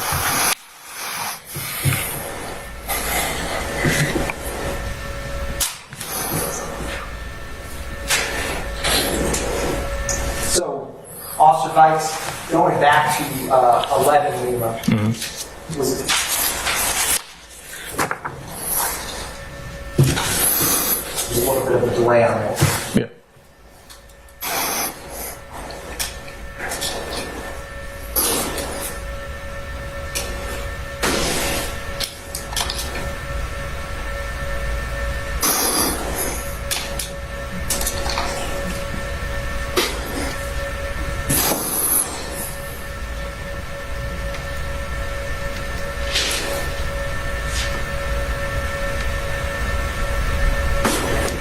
It's sharing how this something like.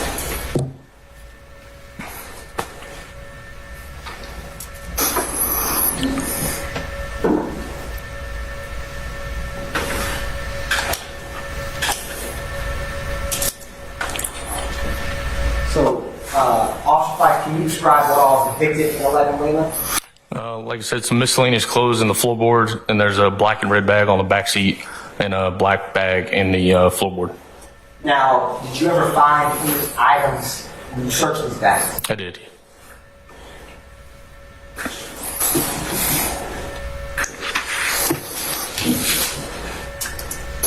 Publishing 12 Lima, Your Honor.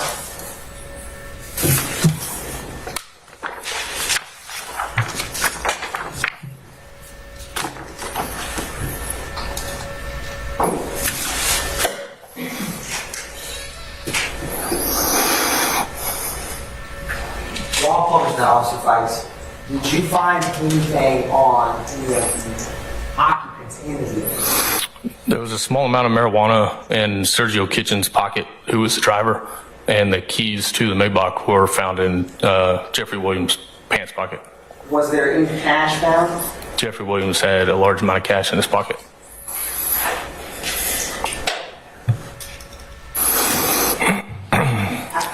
How much did he have in his pocket? Without looking at the report, I think it was like $2,800 roughly. I'd have to look at the reports to be exact. Thank you, Officer Fikes. Your Honor, the screen just stopped sharing. Just to make it Wes, you want to try again?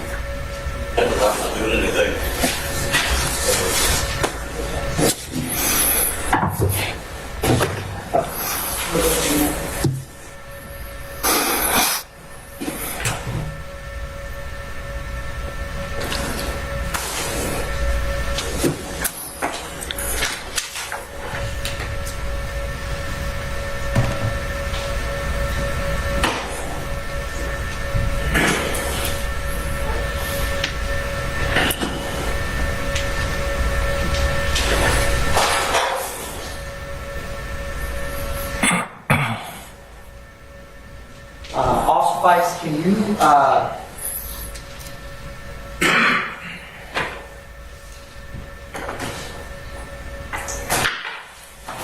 Officer Fikes, I'm going to have you describe some of these items on 12 Lima Alpha.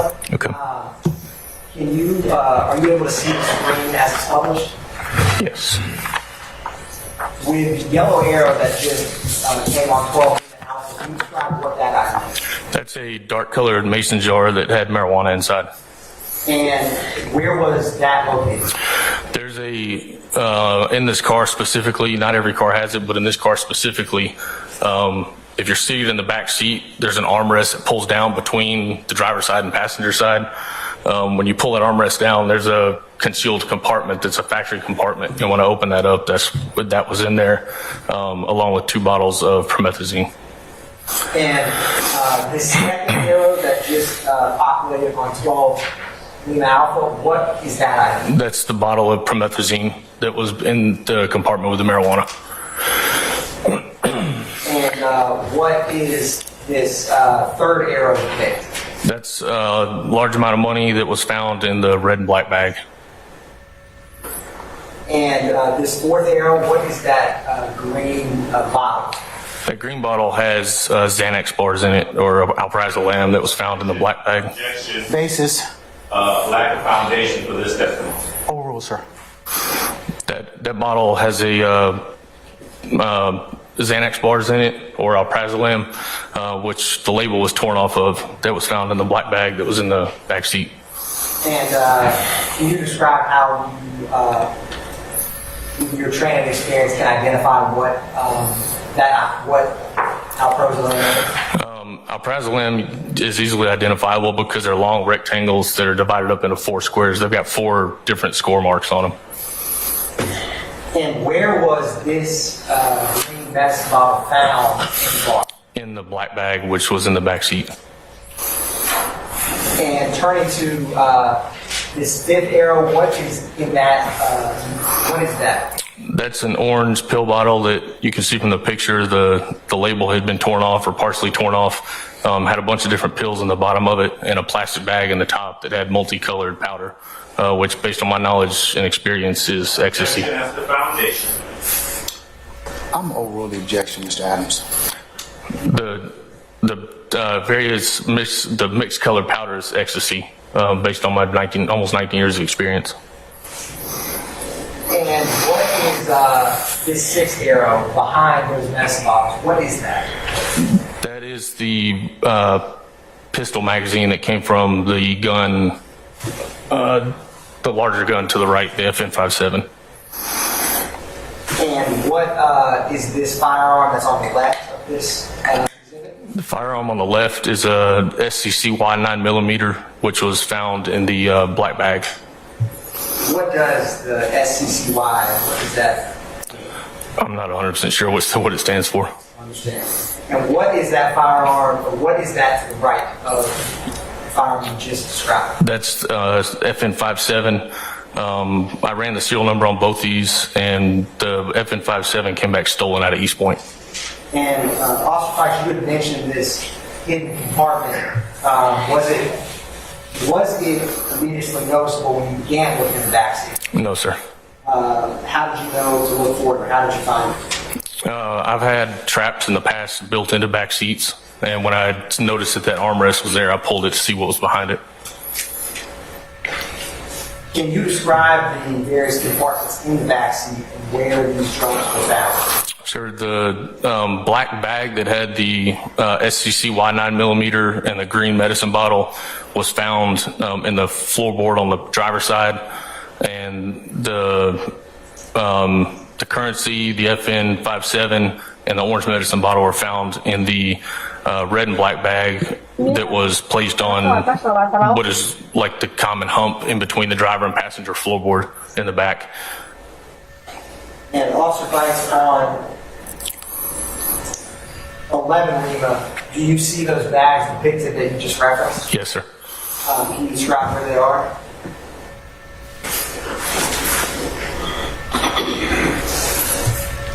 Your Honor, or Mr. Kearns, probably nothing you did, but I'm happy to assist in all this. Thank you, sir. Kid. Wait. Thank you.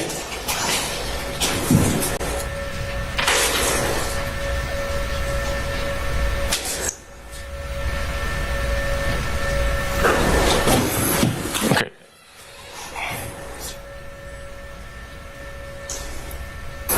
In total, what all was found in the backseat compartment of Jeffrey Williams' car? In the back seat in the factory compartment was the marijuana, the jar of marijuana, and the 2 bottles of codeine.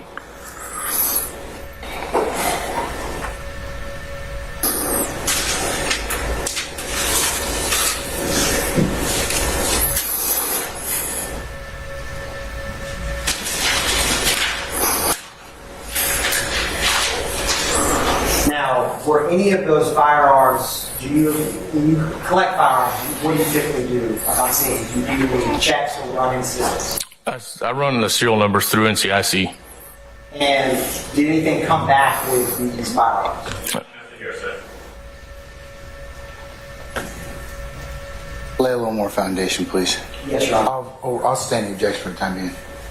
Officer Fikes, can you describe for the jury when you recover or encounter firearms on the street, what steps do you do when you encounter a firearm? Like you did here? I run all serial numbers through our NCIC system, which is the same database that license plates are run through. And what kind of information are you able to obtain from that system? It'll tell you the make and model of the gun, and it'll tell you if it's stolen or not. And do you or do you not rely or utilize that system in your duties as a law enforcement officer? Daily. I mean, anytime I come across a gun, I run it. And is that system utilized by other law enforcement agencies other than Brookhaven Police Department? Yes, sir. Most agencies have access to it. Well, all agencies have access to it, but it's only not every agency, and I can't speak for others, but not every agency can run it themselves with the computer in their car because some smaller agencies don't have that ability.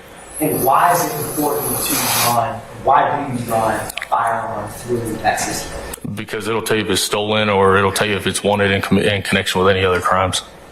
And why is that information important that you have when you are on the street? Because if it's stolen, we seize it. The police department seizes it, and you can be arrested for it.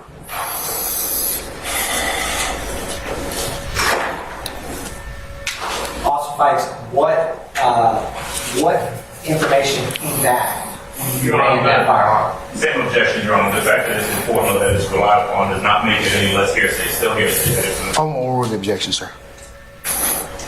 Can you say it again? I'm sorry. Yes. Also object on the basis of confrontation, Your Honor. Overruled, sir. After continued objection. That will be made. Continued objection.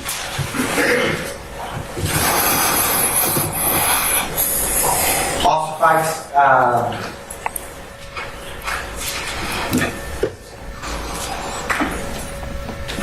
Turning to 12 AMA, can you describe which firearm came back? Which firearm did you run on the system and got information back on? I ran both on NCIC. The one on the larger frame firearm on the right-hand side came back stolen.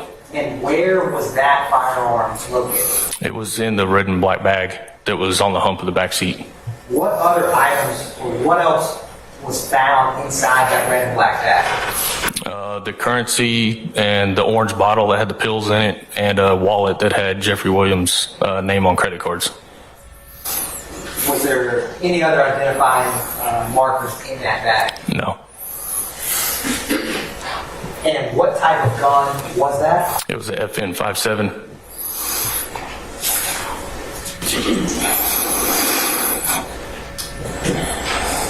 And what was the serial number of that gun, Officer Fikes?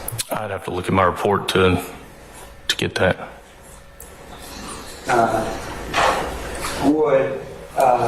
When you were looking at a photograph of a firearm box, help refresh your memory? Yes. Your Honor, I'm going to show the witness was marked as 18 Lima to refresh. Yes. Telling that to the defense counsel already? Yes, Your Honor. I will show them now.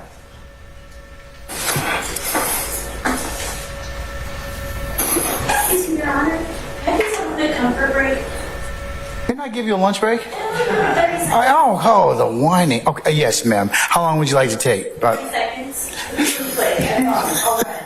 How about we just take 5 minutes, okay? All right, ladies and gentlemen, we're going to be in recess about 5 minutes. Let everybody take a comfort break. All right, we're in recess.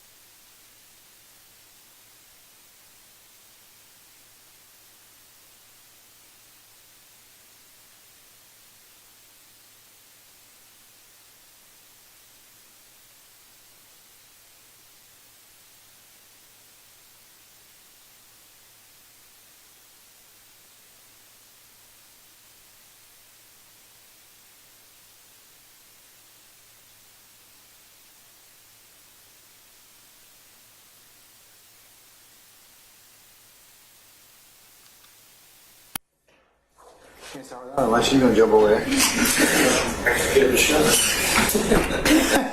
Hold on.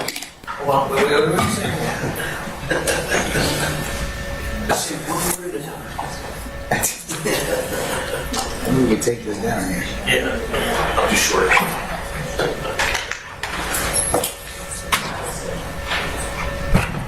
She said 3 minutes more like 5 minutes ago.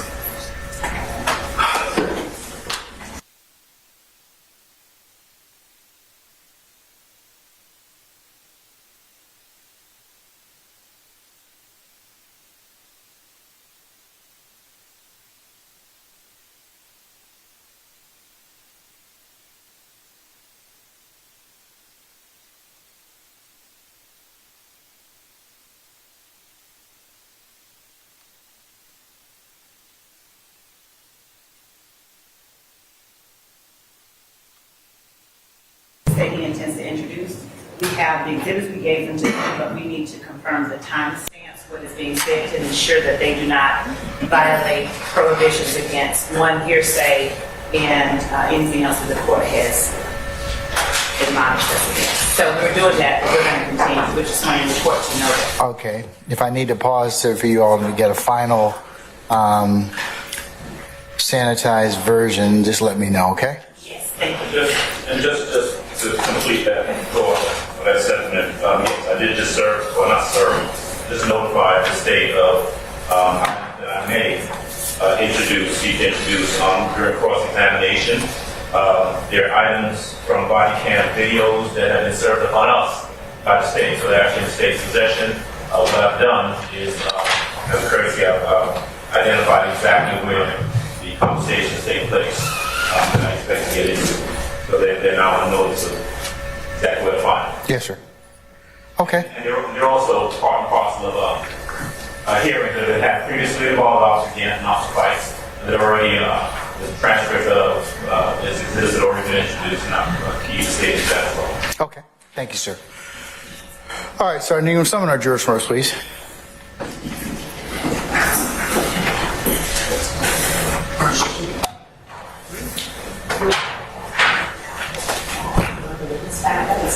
Yeah, let's go ahead and have Officer Fikes rejoin us.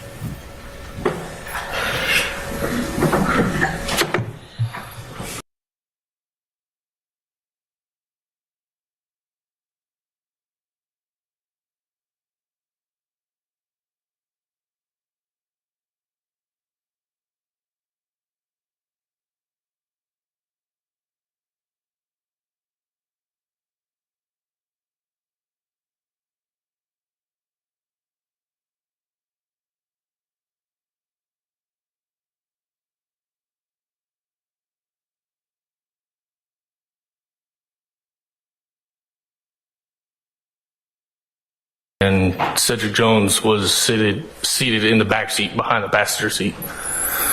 And you had discussed a black bag that was found, and I wanted to ask you what was the serial number on the SCCY 9mm firearm? If I can see my report, I can tell you. Your Honor, the state's approaching with 39 Lima. Have you shown that to the defense counsel? I will show it to him right now.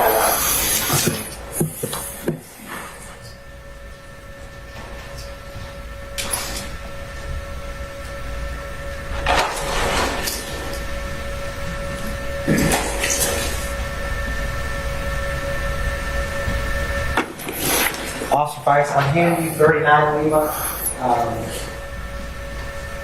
Please look at that document, and if your memory is refreshed, just look up that name. Give me just a second.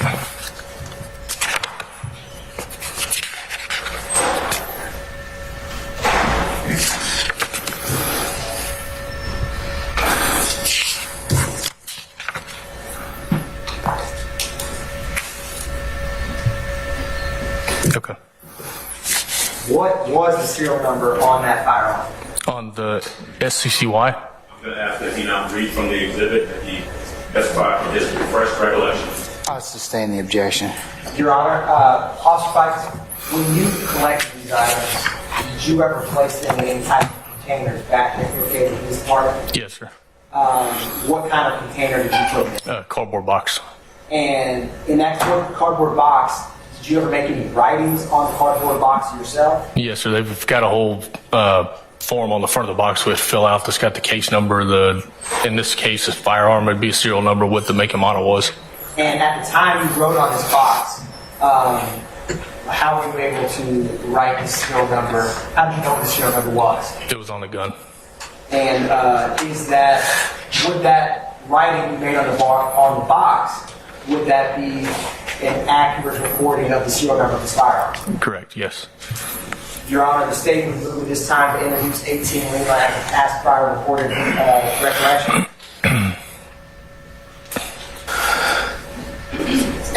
Any objection, sir?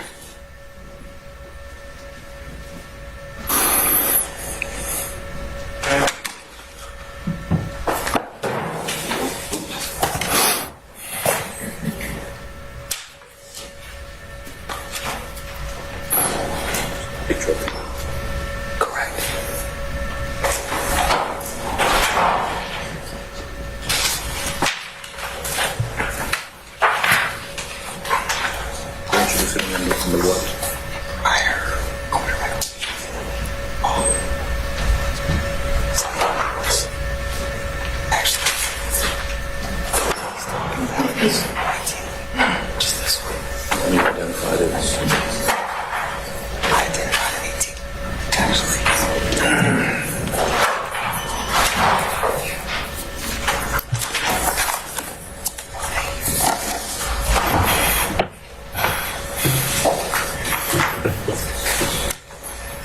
Mr. Adams, any objection to the state's 39 Lima, sir?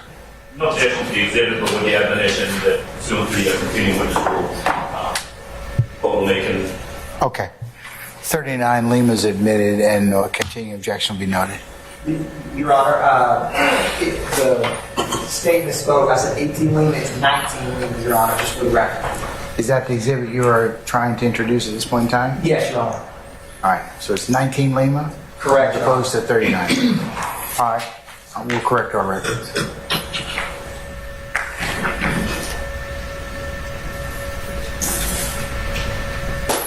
Can't even witness what's been marked as 19 Lima. Your Honor, the state would like to publish 19 Lima now that it's been admitted. You may publish it as you see fit, sir. And Officer Fikes, can you read 19 Lima? What is the serial number on that SCCY 9mm firearm you recovered? 112660.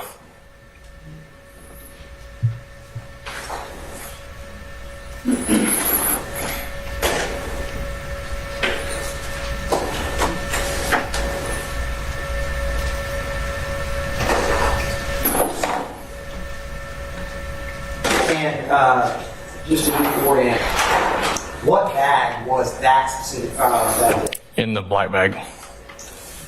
And where the red bag, where was that bag located? In the back seat. And who could reach that bag if they were sitting in the vehicle? Like could the front, Speculation. I stand as to form. how distance-wise, how far was the red bag from the front or the front passenger seat? Probably 12 inches. Would a human hand be able to reach from the front passenger seat to where that red bag was found? Absolutely. And what was in that red bag, Officer Fikes? In the red bag was the FN57, the cash, the currency, and then the orange medicine bottle. And what was the firearm on that FN57 that was recovered in the red bag? 385-274703. And as we had just described, when you collected that and were back at Brookhaven Police Department, did you put that in any type of container? Into a box. And did you make any writings on that box? Yes, sir. What did you write on the box? The same as the other box, so it'll have the case number, the location it was taken, the serial number, the make and model of the gun, and who it was taken from. And was this the firearm that was reported stolen? The FN, yes. And do you recall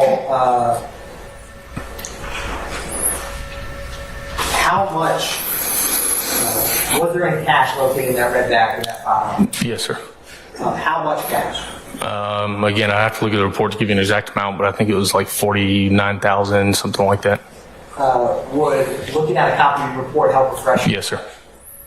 Your Honor, the state would like to have 39 Lima, is handing the witness 39 Lima. Have you shown that to the defense counsel already? I previously had, Your Honor. Okay, all right. Officer Fikes, if and when your memory is refreshed, please look up that name.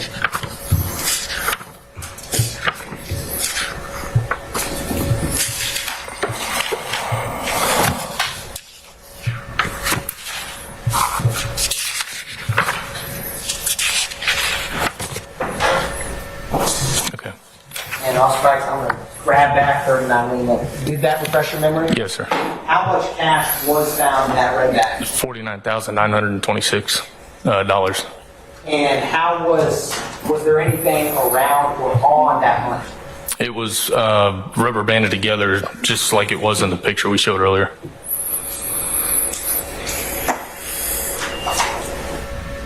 And you had also inside that red bag, was there any pill bottles found? Yes.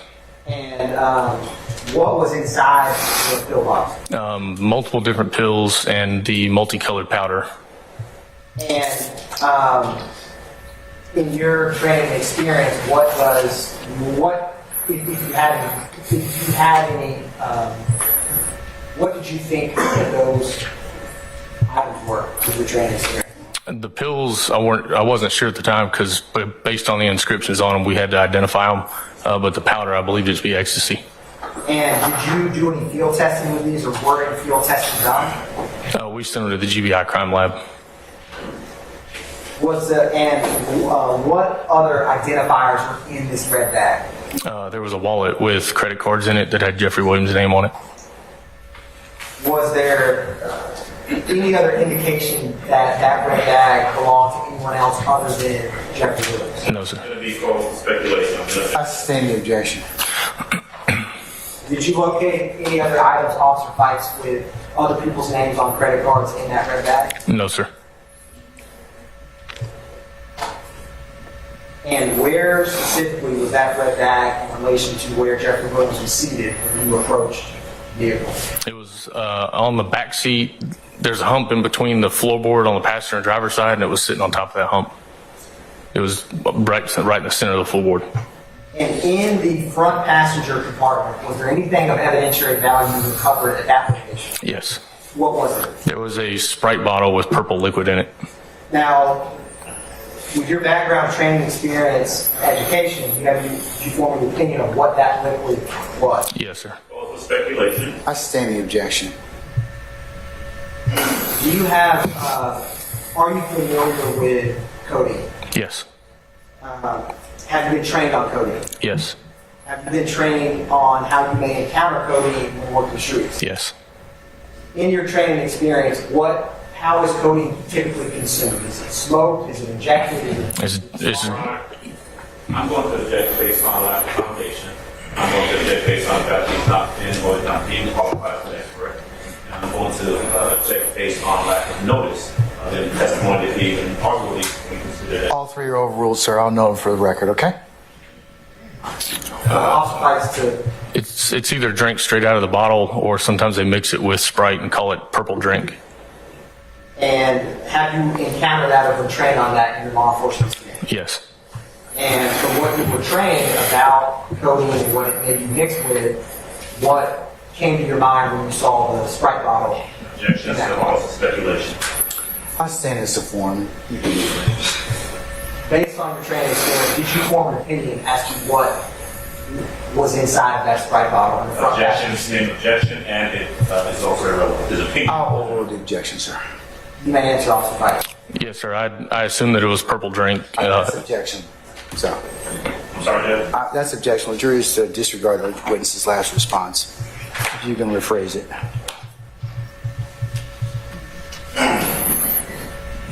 In your opinion, based on your training experience, what was inside of that Sprite bottle? Purple drink, codeine, and Sprite.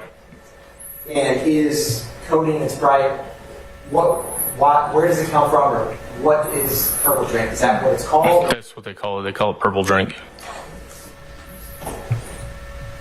And in the vehicle, who was it closest to when you approached? It was in the passenger front floorboard in between Jeffrey Williams' feet. Now, Officer Fikes, did you find anything of evidentiary value in the trunk? No. Was there,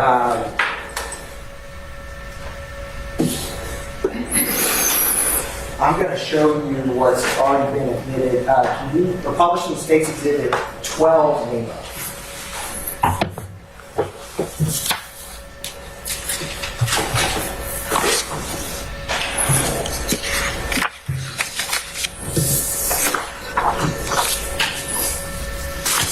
We're publishing 14 Lima.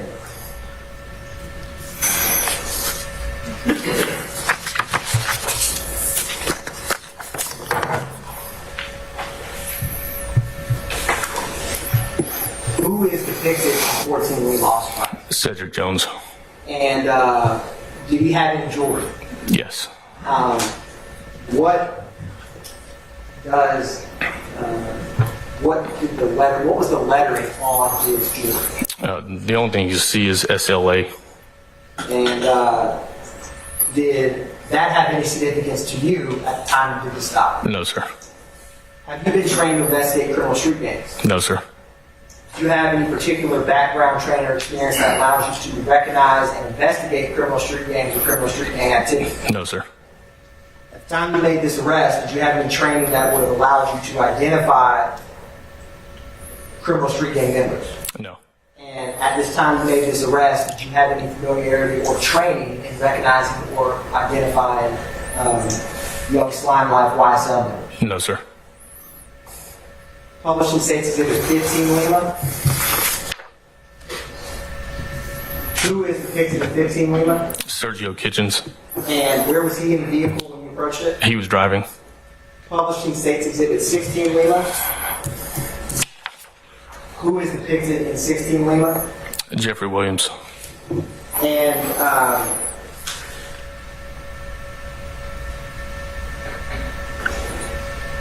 And where was he seated in the car, Officer Fikes? The front passenger seat.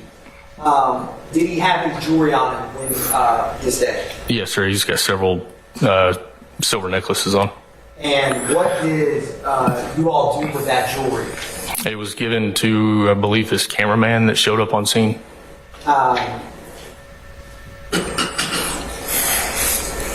Is that typical to release items like that to? Sometimes if there's somebody close enough by and it's, a high dollar item, we will if they request to.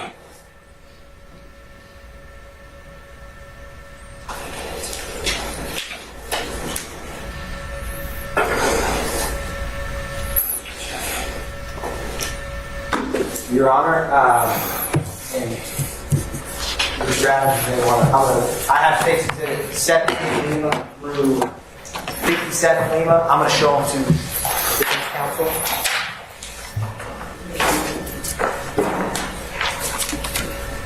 So these are all of these items that we talked about. I'm gonna ask.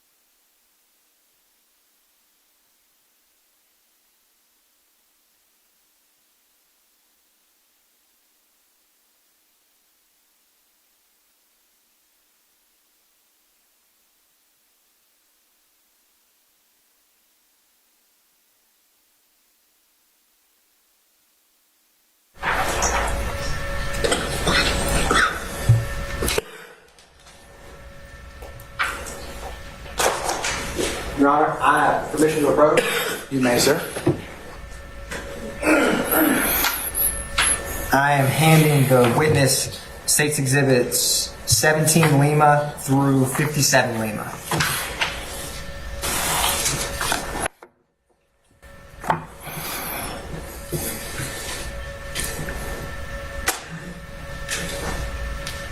Officer Fikes, can you review or and I'm going to go through these one at a time with you. Okay. Can you look at the first one is 17 Lima, is that correct? Yes. What is that? That is the 2 gun boxes that I filled out the information on to place the firearms in And how do you recognize it? by my handwriting. And is there anyone else's handwriting on 17 Lima? No. And is it a fair and accurate depiction of your writing in the box from the items you collected? Yes, sir. Turning to 18 Lima, sir. What is 18 Lima? Oh, actually, sorry, 18 Lima is not in there because it is Yeah, the next one I got back is before me. 20. Handing you what's been marked as 18 Lima. Okay. What is 18 Lima? This is the box that the FN57 was placed in. And does it have any writing on 18 Lima? It's got my handwriting on it. Is it a fair and accurate depiction of the box and the handwriting related to this? Yes, sir. Turning to State's Exhibit 19 Lima. Do you have that one as well? I have that one. That one's actually been admitted, so I'll turn to 20 Lima. Okay. What is 20 Lima? 20 Lima is a bag that has 31 FN57 bullets in.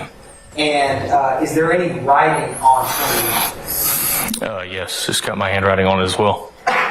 Is there any other Brookhaven Police Department officers' handwriting on 20 Lima? No. And is there any tags on 20 Lima? Yes, it's got an evidence sticker on it with the barcode. And is that evidence sticker, is that human generated or computer generated? It's computer generated.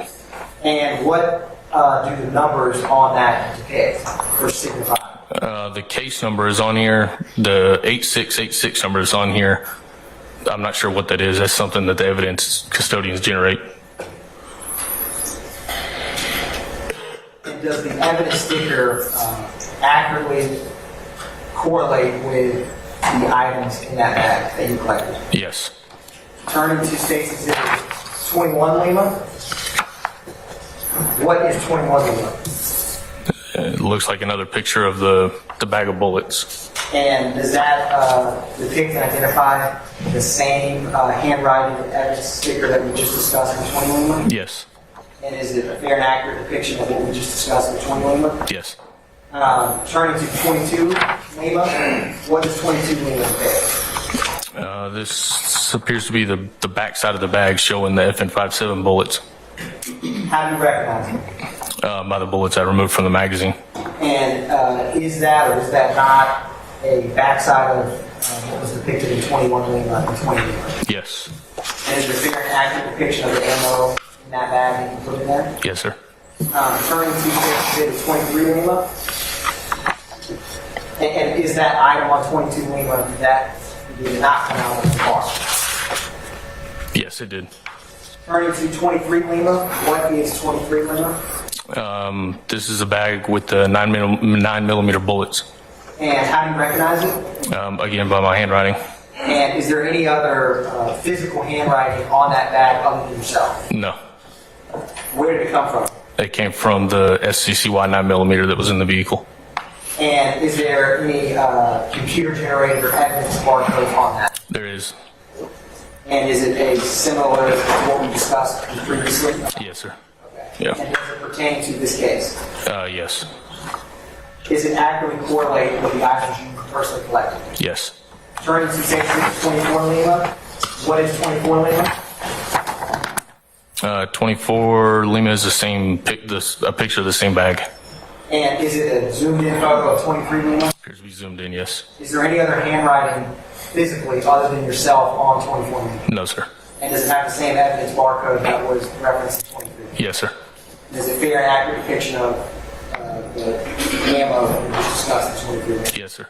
Turning to 25 Lima, what does that depict? That's a picture of the backside of the bag with the 9mm bullets in it. And is that the backside of the same bag we just discussed in 23 and 24 Lima? Yes. Is it a fair and accurate depiction of the ammo you collected from this car? Yes, sir. Turning to Exhibit 26 Lima, what is 26 Lima? 26 Lima is a bag. I believe it's got the Sprite bottle in it. And does it have the handwriting on it? It does. Whose handwriting is it? It's Officer Latif's. And does it have any evidence code on it? It does. It's got the same evidence code that's been previously put on all the other bags. Does it accurately reflect the items recovered from the vehicle? Yes, sir. How do you know? Because I remember pulling the Sprite bottle out of the driver's seat or driver floorboard. And thank you, Officer Fikes. Turning to Exhibit 27, Officer Fikes, what does that say? It's the backside of the bag that's got the Sprite bottle in it. Is this the backside of the same bag we just discussed? Yes, sir. And is it a fair and accurate depiction of the Sprite bottle you recovered in this case? Yes, sir. And does it have any numbers or what is that sticker on 27? That's a sticker the evidence custodians put on there. And does it correlate with this case? Yes. Looking at 28 Lima, what is 28 Lima? Zoomed in picture of the Sprite bottle bag. And is that the same that we just discussed in 26 and 27 Lima? Yes, sir. Turn to 29 Lima, what is 29 Lima? 29 Lima is the 2 bottles of liquid coating. And is there any handwriting on 29 Lima? Yes, it's got my handwriting on it. Is there anyone else's handwriting other than yourself on 29? No, sir. And is it a fair, or does it have any evidence stickers on it? It does. And do those evidence stickers correspond to this case? Yes, sir. And is it a fair and accurate depiction of the cocaine recovered that you collected? Yes. And 30 Lima, what does that depict? Zoomed in picture of the same bag. And is it an accurate reflection of the same item you just discussed in 29 Lima? Yes, sir. Turning to 31 Lima, what is that? The picture of the backside of the bag with the 2 bottles of coating. And is that the coating you recovered in this vehicle? Yes, sir. Turning to 32 Lima, what does 32 Lima depict? These is the bag with the orange and the green medicine bottle in it. And whose handwriting is on 32 Lima? My handwriting. Is there anyone else's handwriting other than your own on 32 Lima? No, sir. And is there any barcodes or evidence stickers on this item? Yes, the evidence labels. And did you send any of this to the Georgia Bureau of Investigation? Yes, sir. All of it was sent off for identification. Turning to 33 Lima, what does that depict? This is the backside of the bag. You can see the green and the orange bottle in it.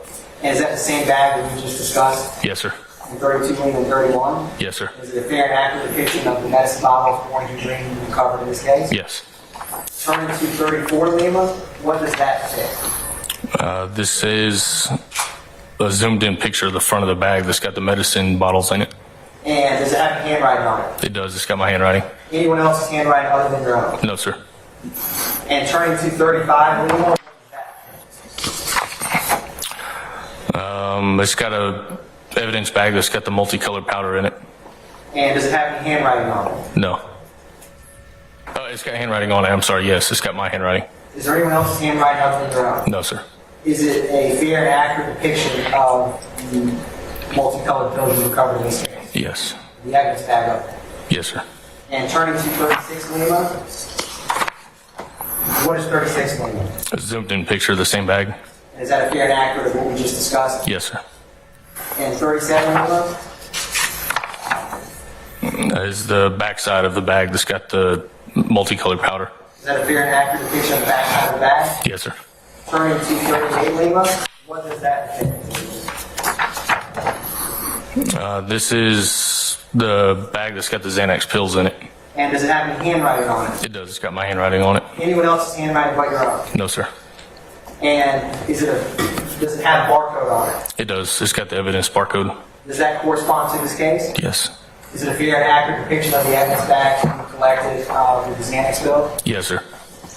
And turning to 39 Lima, what is 39 Lima? A zoomed in picture of the same bag.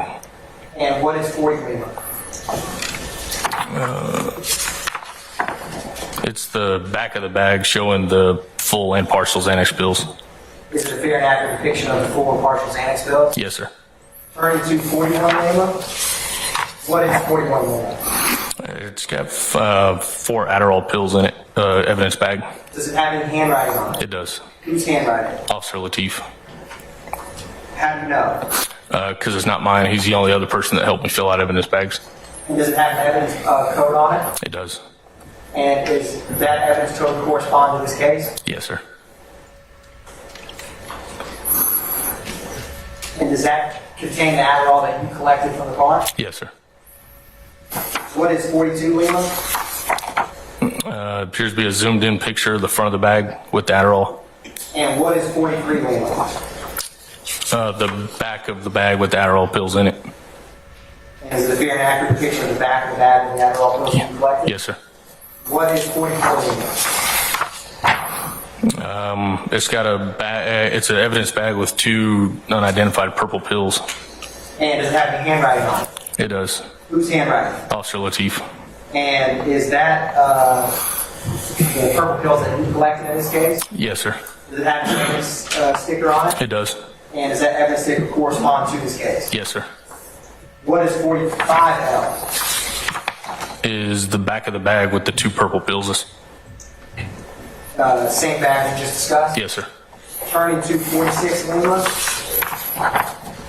What is 46 Lima? Zoomed in picture of the front of the evidence bag with the 2 purple pills. Is it a fair and accurate depiction of this evidence bag? Yes, sir. Turning to 48 Lima. It's a evidence bag with 24 lower tab pills in it. And how do you recognize it? It's Officer Latif's writing, and it's got the evidence labels on it. And is this more tab pills that you collected from this vehicle? Yes, sir. And is it a fair and accurate depiction of those pills? Yes, sir. Turning to State Exhibit 49 Lima.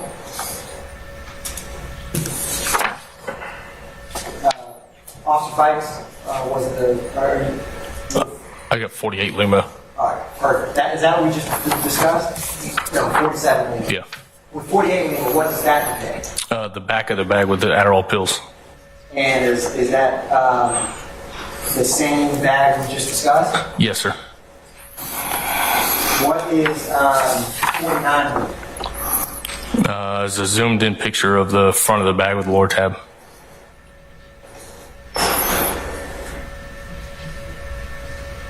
Did you mean Lortab when you said Adderall? No, there's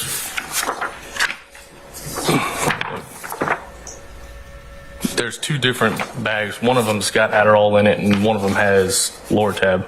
I'll go back and look for 1 second.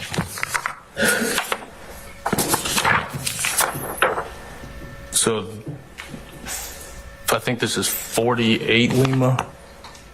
Or 42 Lima has 4 Adderall pills in it. And what about 48 Lima? 48 Lima is the back of the bag that's got the lower tab pills in it. Thank you. Turning to State Exhibit 49 Lima. It's a zoomed in picture of the evidence bag. It's got the lower tab pills. And for State Exhibit 50 Lima. It's multicolored pills that are unidentified. And turning back to 49 Lima, is that a fair and accurate depiction of the evidence bag? Yes, sir. You know, the evidence you personally collected in this case? Yes, sir. And is there a evidence barcode that corresponds with this evidence collected? There is. With 50 Lima, what is that, Officer Fikes? It's an evidence bag that's got multicolored pills in it that are unidentified. And is it have the handwriting on it? It does. It appears to be Officer Latif's handwriting. And is that multicolored pills that you collected from this vehicle? Yes, sir. What is 51 Lima? Zoomed in picture of the same bag. And does it have any evidence stickers on it? It does. It's got the evidence labels, the barcode. And turning to 52 Lima, what does that fit? This is the back of the bag that's got the multicolored pills in it. And is it a fair and accurate depiction of the back of the bag with the multicolored pills you collected? Yes, sir. Turning to 53 Lima, what does that depict? This is an evidence bag. I think it's got a single pill. I'm having a hard time reading his handwriting. I believe it looks like it says a single pill. Whose handwriting is on 53 Lima? Officer Latif. And what is fixed to the 54L? The back of that bag. And is it a fair and accurate depiction of the back of the bag? Yes, sir. It does appear to have just one single blue pill in it. Did you collect that one single blue pill? Yes, sir. And what is 55 Lima? Zoomed in picture of that same bag, the front of the bag. And do you have any, is there any of your handwriting, or whose handwriting is on 55? Officer Latif. And is that the front of the bag with the small blue pill? It is. Does it accurately reflect the bag with the small blue pill? Yes, sir. And turning to 56 Lima, what does that depict? This is a bag with all the rubber bands from the money. And does it have any handwriting on it? It does. It's got my handwriting.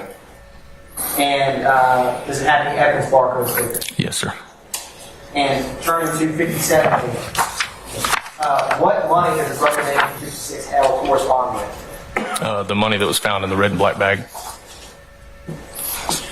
And turning to 57 Lima, what does that say? The back of the bag with the rubber bands. And is that the rubber band you collected? from Yes. the vehicle? Yes, sir. Your Honor, the state would like to approach you based on court counsel's earlier conversation. All right.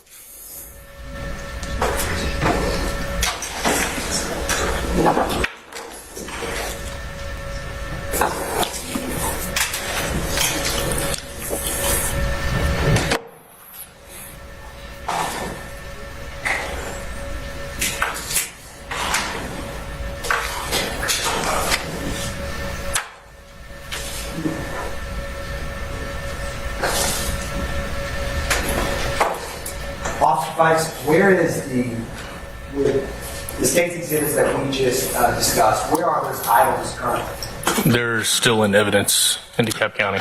And is that an open case? Yes, sir.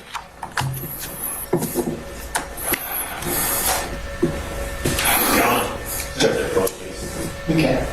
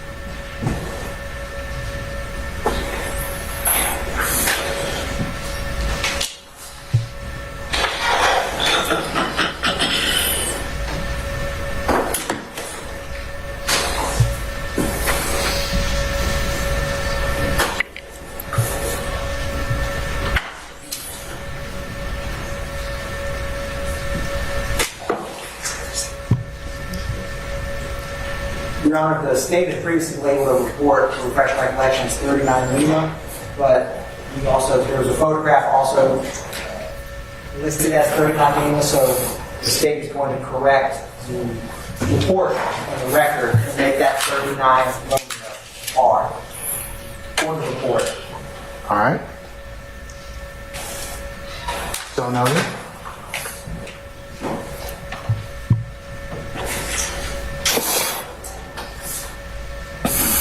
Your Honor, I have Exhibit 58 Lima. I want to show it to defense counsel.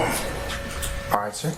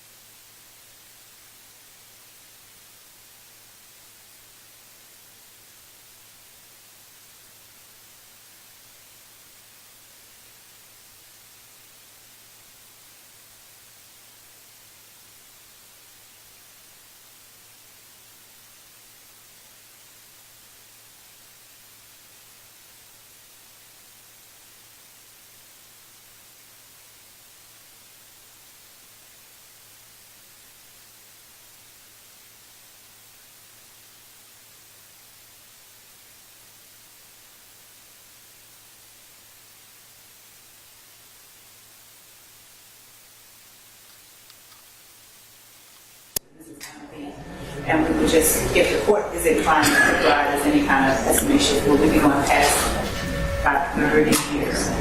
Can't hear you. Just want to know if we're going past 5:30, Mr. Steele. Or whatever time, I don't know. Okay.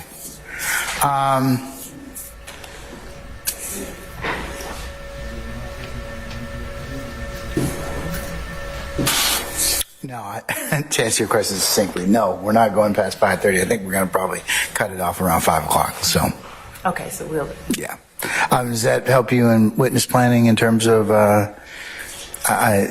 I doubt we'll be finished with this witness anyway. So. It does, Your Honor. And I don't know if. And that's okay. I mean, look, we'll take it as it comes. So, Judge. all right. And Your Honor, if all counsel for defendants are here, I did on the break email to counsel for the defendants and to your honorable court and Mr. Kearns the case law regarding that rule, the best evidence rule in chattels. I've already ruled, Miss Love. I don't know why you even sent that to me. I mean, that was 10 minutes of your life that you can't get back. Thank you, Judge. But I appreciate it. Okay, so. Thank you. All right, Mr. Adams, anything, sir? Yes. I don't know when this is going to come up, but just so we don't put ourselves in a position of having jury sit there for another 15, 20 minutes, or send them out again, we've received some potential exhibits from the state that I believe they're going to try and introduce. What witness are they going to be attempted to be introduced through? I believe through Officer Fikes. Am I correct about that? That is correct, and Officer Gant will also reference them, but initially introduced through Officer Fikes, Your Honor. All right, and I'm going to pass these up to the court, but these exhibits and the testimony that's going to be surrounding these exhibits are issues that the court has ruled on before. You may recall that Officer Fikes and Gant are involved in a 2017 stop of a car. That's what we're talking about right now with this officer. In 2018, there was a traffic stop, a speeding stop made by a lieutenant, I think is what he is now, Lieutenant Gant. He stopped a Porsche that was being driven by Mr. Williams, and Mr. Kitchens was a passenger in that car. There was another car that was behind that Porsche, I believe a Charger maybe, with other individuals in it. That car was stopped as well. And you might recall this fact pattern. Mr. Williams ultimately was released with a speeding ticket. And yeah, I think we heard a motion on that. In fact, I know we did. We did. Yeah. We did. Okay. And the individuals in the vehicle behind that car were investigated. I think Fikes dealt with them. Gant dealt with primarily Mr. Williams and Mr. Kitchens. There's some weapons and some drugs and some guns and some money that's found in that car, the second car, the Charger, where there is no connection shown to Mr. Williams other than that the cars appear to have been traveling one behind the other. That's been the allegation all along. Right, and I think the state referenced that, or an officer referenced that before Mr. Williams left, because he was allowed to leave after he got his speeding ticket, he asked what's happened to the people in that car, and the response was something along the lines of, we found some marijuana, so we're going to deal with that, you can go on your way. Okay. He leaves and he goes on his way. I remember all that. Right. Okay. And at that time, Mrs. Steele was arguing a motion, and I believe there was a discussion about the admissibility of the evidence, and if I can just step to Ms. Weaver and pass her the exhibits. Ms. Southwell, so she can do that. That the state wants to introduce. Those are pictures of the items that were found in the second car. Those are the items that Mrs. Steele argued and asked the court to keep out, that they're not relevant to the charges either against the speeding ticket against Mr. Williams, or for that matter, this case. There's no connection to either one. And Your Honor indicated, and I don't have a copy of the order in front of me, but Your Honor indicated that you would keep those out. Those would be kept out unless the state were to show some kind of connection between those items and Mr. Williams. So that was the court's position, that was the court's ruling, and so I'm a bit, I don't want to I was going to say flabbergasted. I'm a bit surprised that the state is actually intending to ask this officer about those items that the court has already indicated have no relevance to this case unless they make some kind of connection. They haven't made that connection. And we have not received any evidence to indicate that they will or can make that connection. So I'm asking you to enforce the ruling that you made previously. Well, I hadn't ruled on it yet, Mr. Adams. Thank you for refreshing my recollection and memory as to that particular motion. What I have for purposes of just our academic discussion are labeled 1X, 2X, 3X, 4X, and 5X. So, were these the items that were taken from the first vehicle involving Mr. Williams, or the second vehicle that was the second vehicle? Your Honor, that these are that from was eventually stopped. The second vehicle. All right. Okay. So. May I respond, Your Honor? Okay. What's the nexus of those two? Because from the defense's position, I think we had this issue to begin with, is that clearly anything that was found in the stop of Mr. Williams or that first vehicle would be relevant. These guns and money and that are purported to be shown through 1X through 5X, what's the nexus of or relevance of their admissibility? So, Your Honor, to answer the court's question, and I wanted to be clear, this is Act 75 in the indictment, where it says on May 18th of 2018, defendant Jeffrey Williams, an associate of YSL, was the subject of a traffic stop for speeding. Involved in the stop were two vehicles, one being driven by Williams and another vehicle closely following Williams, containing 4 individuals who were armed with numerous weapons with high-capacity magazines, to include an AK-47 with a 30-round magazine, and overt act in furtherance of the conspiracy. And, Your Honor, I think this is very important, because when we were discussing whether the Arkillian-Bennett Act could be admitted as an intrinsic. I'm sorry, I interrupt you. Yes, Your Honor. Which act is it? Act 75 in the indictment, Your Honor, which 75 is page 34. Okay, 75? Yes, Your Honor.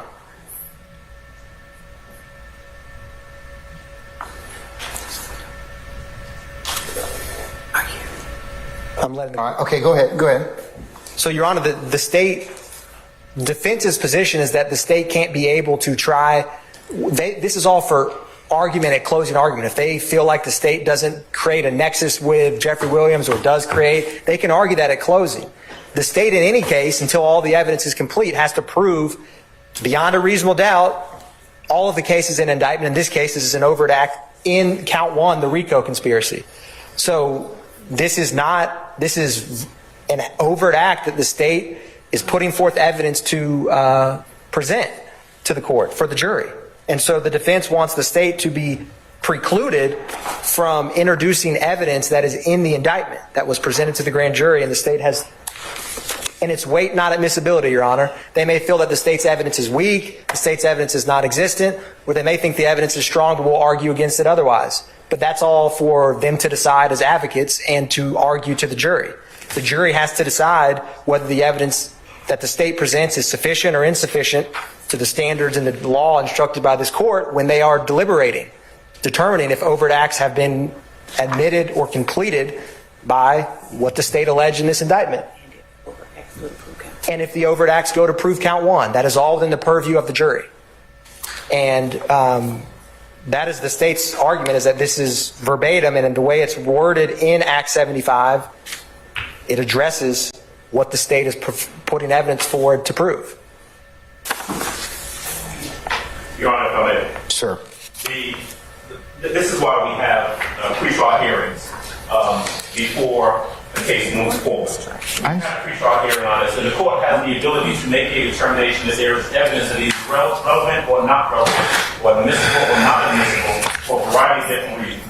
In this case, we had a motion, and there was a discussion of this previously. The court had an opportunity to examine whether or not, exactly what we're talking about, whether or not there's any nexus between in this stop that's being alleged as part of Act 75, whether or not there's any nexus between the second vehicle that was behind Mr. Williams and Mr. Williams.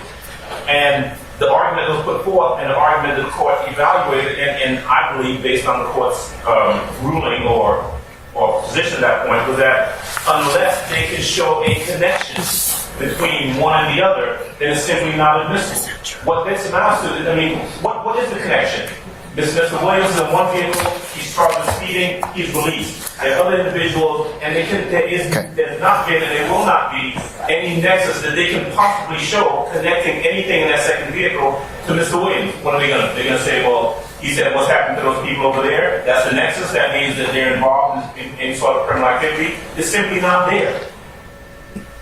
And this is not a new issue. We've discussed this before.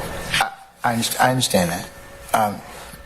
I think I defer ruling on it to. In fact, I know I defer ruling on it to hear more about it, and I'd make a ruling once I've heard it. Once I was in a position to do so. That's why I deferred ruling on at that point in time. But yes, Mr. Atkins.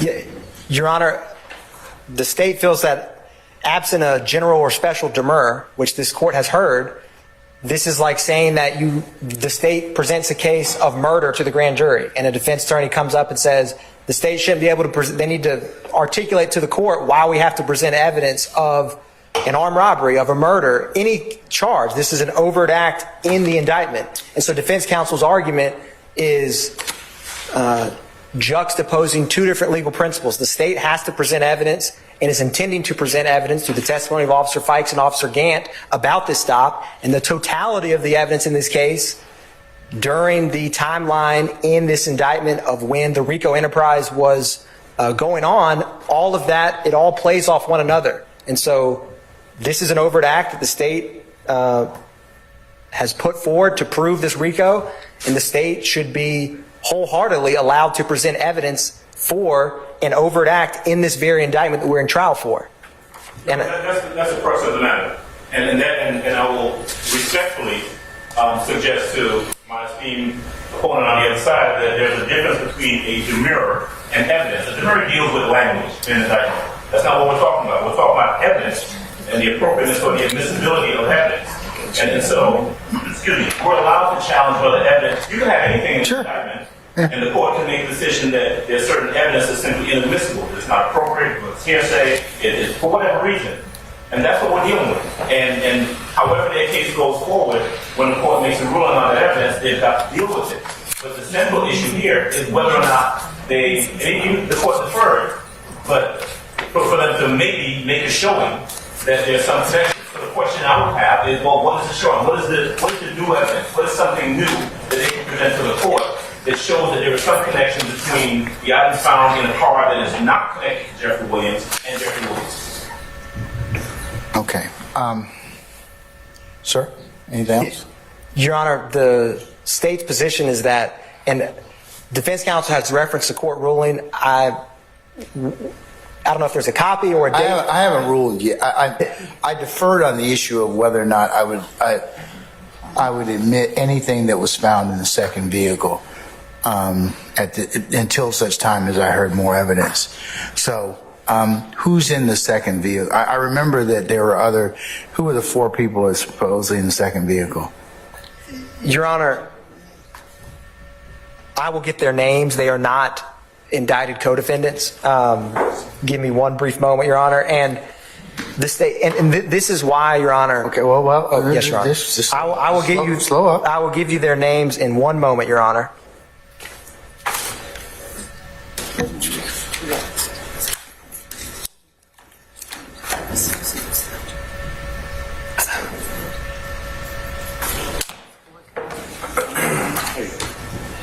Your Honor, their names are Leonard Gay, Jonathan Carlay, Levi Atkinson, and Marquise Pryor. And I'm happy to spell their names for the court if the court would like. Those are the four gentlemen in that car.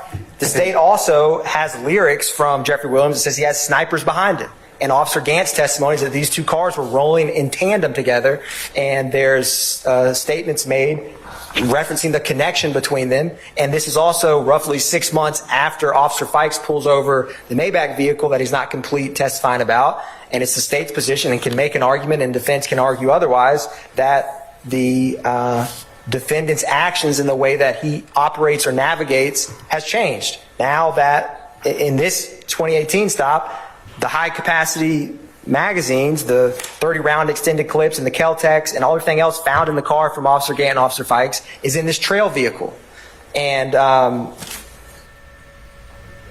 Mr. Williams asked if they need a ride, and it's the totality of how this evidence, firearms, all of the overt acts, none of them are looked at in isolation.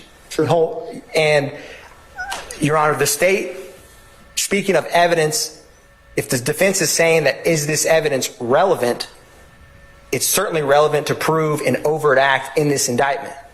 That the state always has to present evidence for an overt act. So I don't know what evidentiary objection the state is making other than saying they don't want this to come in or they think it's weak. That's why we have trials, so the jury determines if this overt act or this count, because ultimately this relates right back to count one.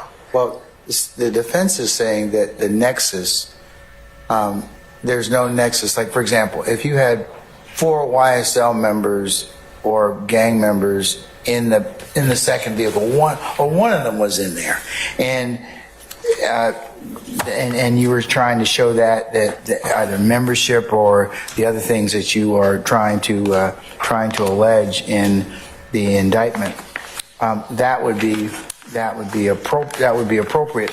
And the way it's charged as well is this 4 individuals. So, you know, which 4? That's why I was waiting to see which, or the nexus as to the 4 individuals, because just because 2 cars are traveling down the road at the same time doesn't necessarily make them tied to one another. So how are you, other than the fact that they're traveling together, there was no evidence or nothing, no statement saying, hey, other than Mr. Williams saying, what's going to happen to the other people? That's the only thing I heard in the motion. Mr. Williams inquiring about what was going to happen to the other people in the second vehicle.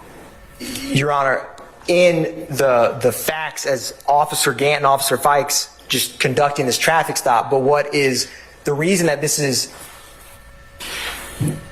very important, that this is an indicted overt act, is because it's all of the facts and circumstances, and that's why it's not just this traffic stop in isolation. It's not as if the state charged a defendant with possessing these guns in a different car. It's charged exactly how the testimony is going to come out and of exactly what is in Overt Act 75. And so the totality of Instagram, social media, all of the other overt acts, the indicted acts, the association, the connection, this total case, the jury can choose, not choose, or make any inference they want, an argument of a nexus to, and if this was in furtherance of the RICO or if it was not. That's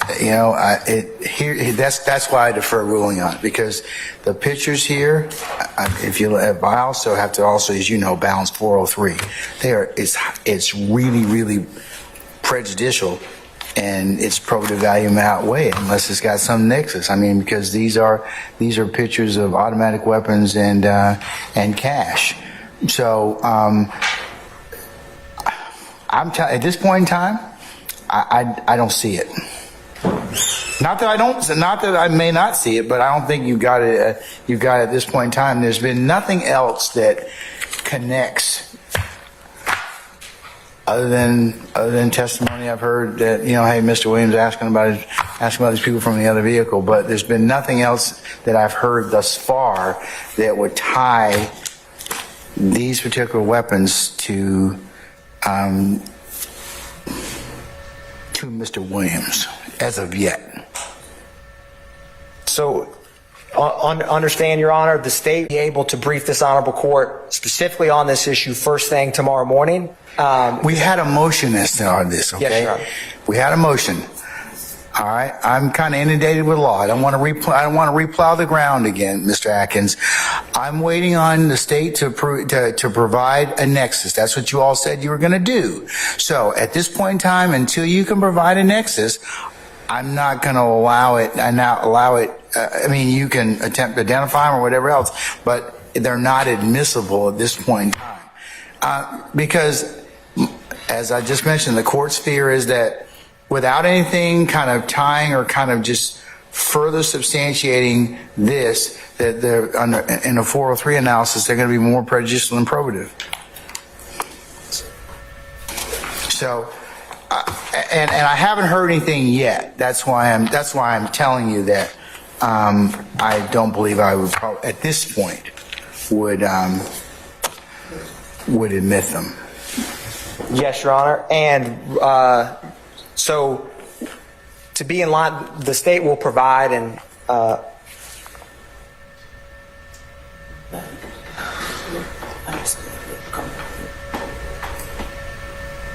what I was going to say, Your Honor, is that with this court's ruling, essentially the state is precluded at this current moment until presents the court to satisfactory reason of the nexus from introducing any evidence on overt act 75 in this indictment through the testimony of Officer Gant or Officer Fikes. In terms of what's in the second vehicle, I mean, theoretically, you could. Hold on now.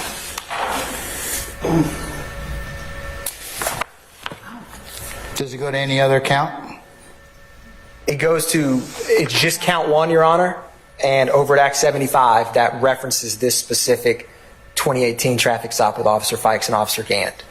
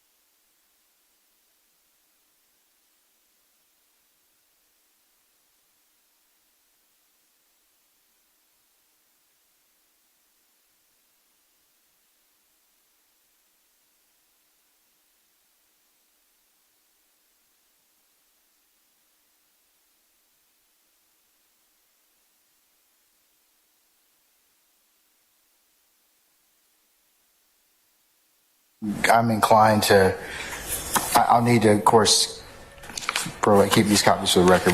This is 1X25X for the time being. Like I said, at this point, without anything more, I would not admit them at this point.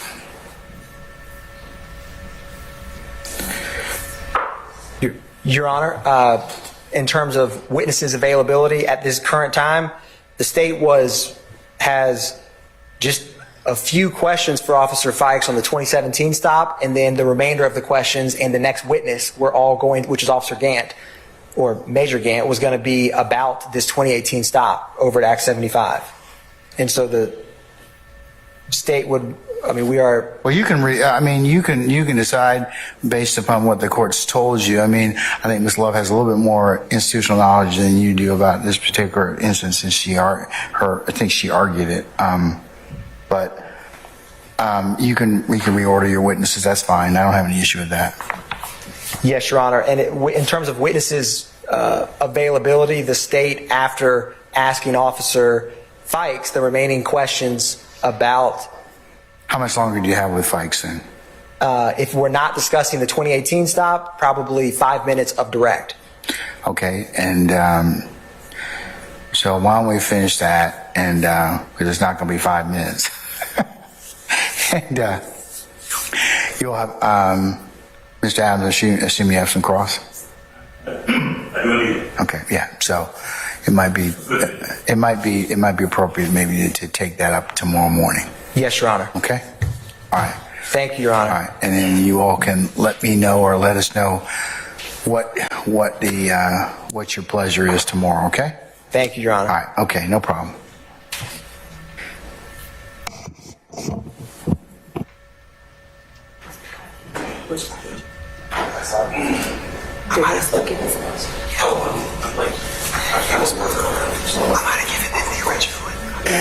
All right. Sergeant Ingram, all our jurors back? sir. Okay, all right. So folks, we'll take up this last bit of direct. We'll go to and I'll recess our jury. We'll go to, we'll reconvene tomorrow morning, and there'll be a couple other administrative things. I'll tell the jury about our schedule for the rest of the week, and I can take up a little bit of ministerial with you all at that point in time, okay? All right, so let's go ahead and recall Officer Fikes, please. He's coming in.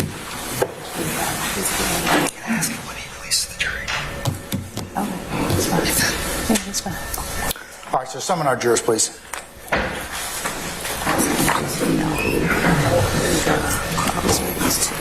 Mr. Kearns, did we get both the original and the copy from you?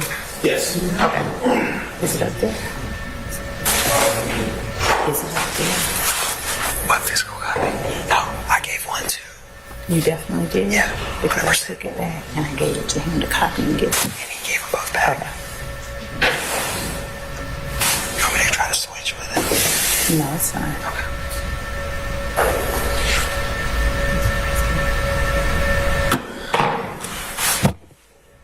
Does he know who-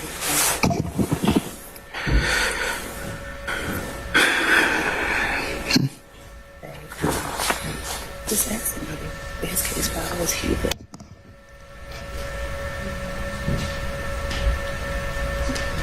Was released to. Did they have to call you for permission to get the car released? Who they released it? Thanks, bitch.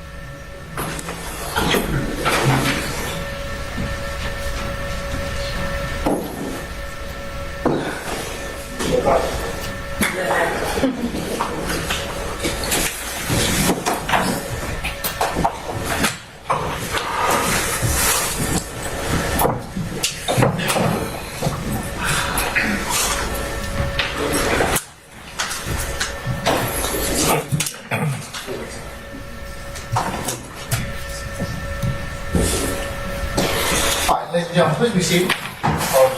All right, thank you, Sergeant Ingram.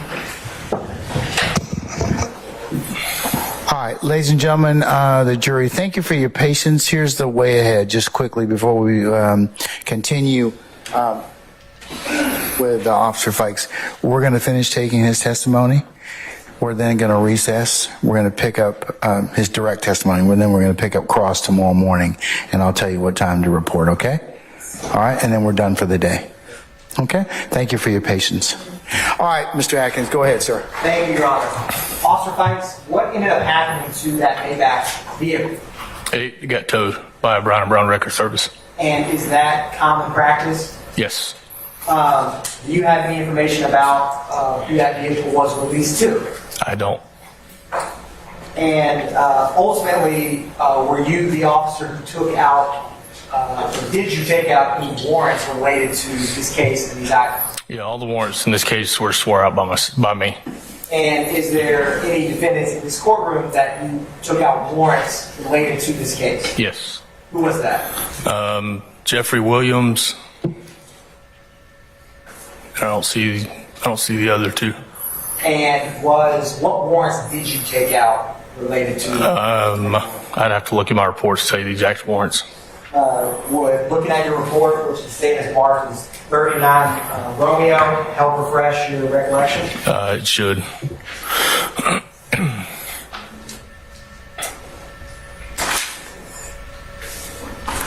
Mr. Adams, have you seen it? You know what? Just being proactive. Okay, all right. Don't slip past me. Let me take a look. All right.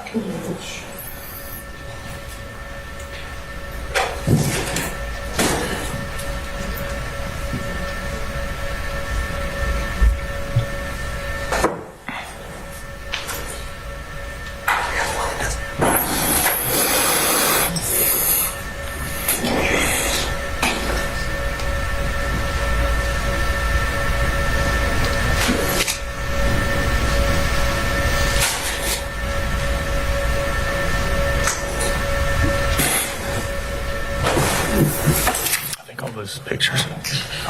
Thank you.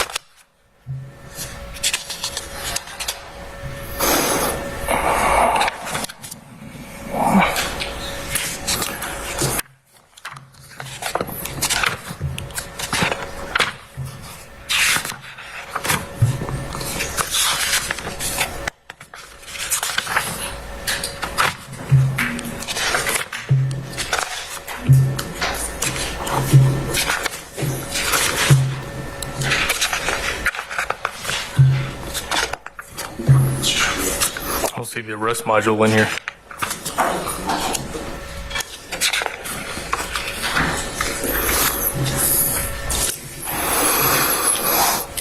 Understood. Thank you. Yeah. Officer Fikes. Sorry.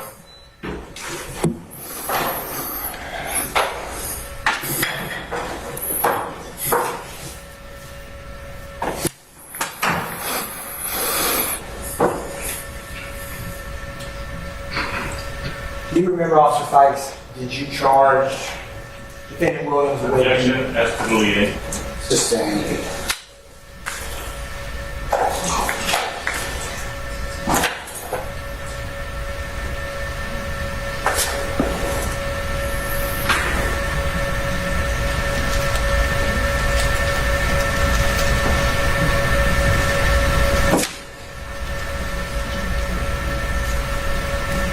Your Honor, at this time, the state does not have more questions for Officer Fikes. All right, sir. All right. Officer Fikes, can I get you to, we've agreed with our jurors, we're going to come back tomorrow morning and finish up your examination. So can I get you to come back tomorrow? Bear Give me a second.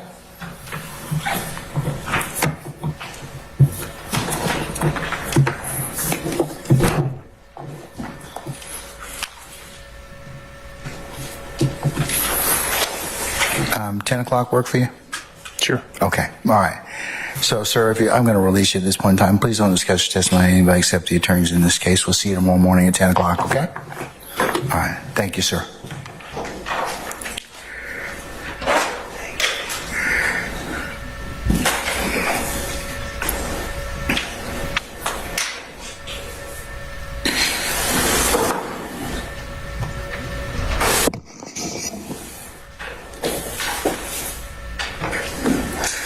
Okay, ladies and gentlemen, jury, as we bargained for earlier, I'm going to go ahead and recess you all for the evening. We'll go ahead and we'll continue with our current witness's testimony tomorrow morning. So what does that mean for you all? You all need to report for 10 o'clock, and then once all parties are assembled, we'll go ahead and we should start hopefully before 10:30 or thereabouts, okay? All right. Regular work day tomorrow. So, I indicated to you schedule, okay? So let me talk with you a little bit about that to begin with. First,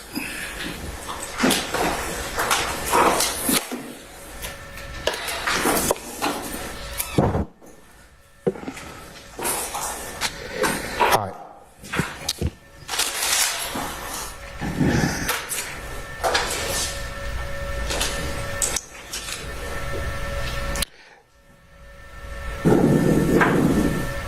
So, ladies and gentlemen, tomorrow, as I mentioned earlier, we'll have a regular work day starting at 10 o'clock. The 1st of February is a Thursday.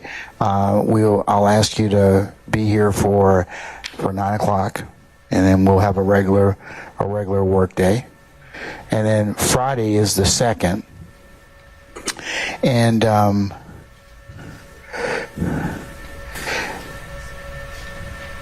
unless you have some terrible objection to the contrary, I have some other unrelated business that will take up most of the day. So I'm going to ask you all to I'll give you a long weekend, unless you strenuously object to that. I hear no objection. Okay, you will get. I didn't say the lawyers. Okay, you will get a long weekend. Okay, so but. In all seriousness, for this week, that will be where we're headed for you all. In terms of the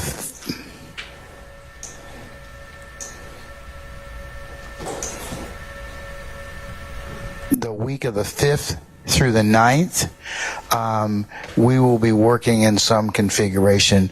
Most days, Monday through Thursday, from looking at the schedule right now, we will be looking at. You report at 9, we start at 9:30 or thereabouts. Okay, and now I can say that with pretty certainty that will be Monday the 5th, Tuesday the 6th, Wednesday the 7th. No, Wednesday the 7th. You'll need to be here at 12:30. So go ahead and eat. We're going to start at 1 o'clock. Okay, going to go from about 1 to 5. On the 8th, that Thursday, we're going to have a regular work day from. You report at 9. We'll go to, be somewhere between 4 and 5 o'clock. Friday the 9th, I'll have you report at 12:30, and we will commence around 1 and go to about 5 o'clock. As you all know, I do Veterans Court, so that's an unrelated business to you, and you might as well just enjoy the morning, and you'll come in for the afternoon. Okay, so that's the next kind of week and a half or thereabouts, okay?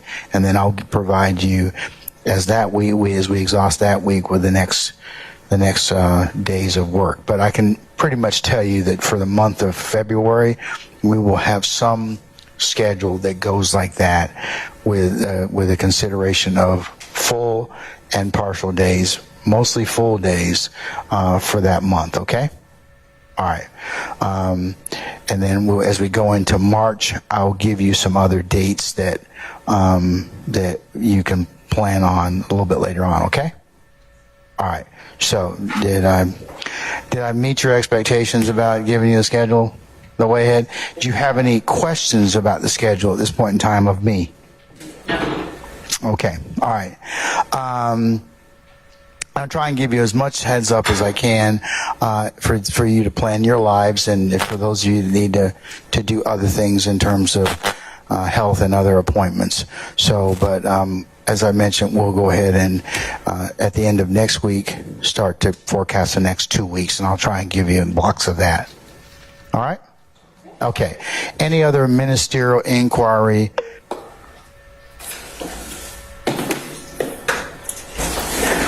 Of me at this point in time?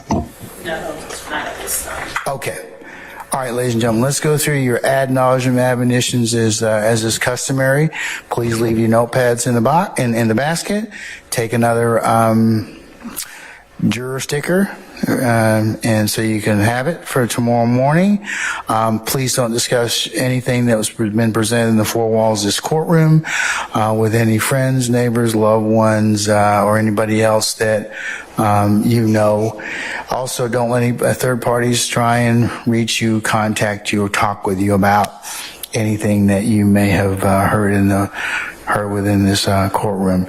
Now, can you start, as you sitting back there, can you start to maybe talk about the witnesses? Is that permitted? You're correct. It's not permitted. Remember, you cannot discuss this case at all in any derivation or fashion in any place until I tell you that you are authorized to then engage in the deliberative process. But until then, you are forbidden from doing that. It would be a violation. So please, very, very important. I know you all have been very much on the ball in terms of adhering to the admonitions, and all the advocates here appreciate that very much. Okay, so continue to do that. If anybody should try and talk with you about anything in violation of this court's admonitions, who are you supposed to contact immediately? That's right, myself and Sergeant Ingram. Okay. We got Judge Ingram in the building. All right, so, okay, but she don't want to have anything to do with this. All right, so just me, okay? All right, so, ladies and gentlemen, thank you for your patience and your continued patience that you're giving and you'll continue to give in the trial and resolution of this matter. So, unless you have any other inquiry of me in any fashion, should see Miss O'Mana. She was ill today, so she should be back tomorrow, hopefully. But if you have any other inquiry or questions, please do not hesitate to ask. All right. So unless you have anything else, I'm going to wish you all a good period of respite tonight. We'll see you tomorrow morning at 9 for 9:30. Okay. All right. Okay. All rise.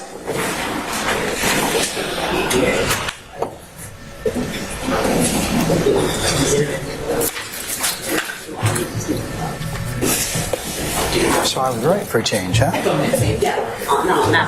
Yeah, yes, you are. Even a blind pig will get truffle. Was it even broken?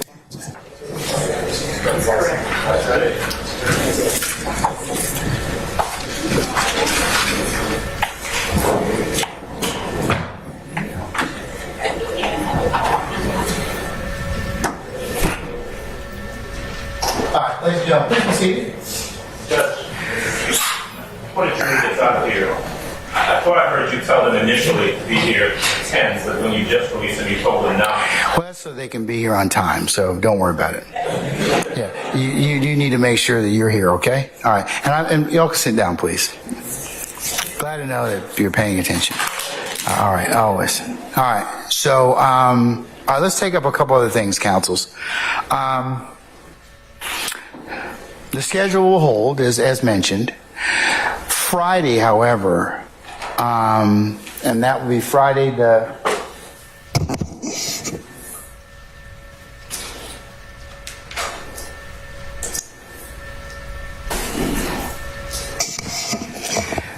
2nd at 3 p.m. is the state's motion for the media. So I assume that all of you will be here with your clients. Is that correct? Okay, so that's why you all will be here Friday afternoon. So you'll need to be here for 2:30 so that we can begin promptly at 3 o'clock. All right? Okay, all right. That's why I mentioned Friday you all would be working, okay? All right.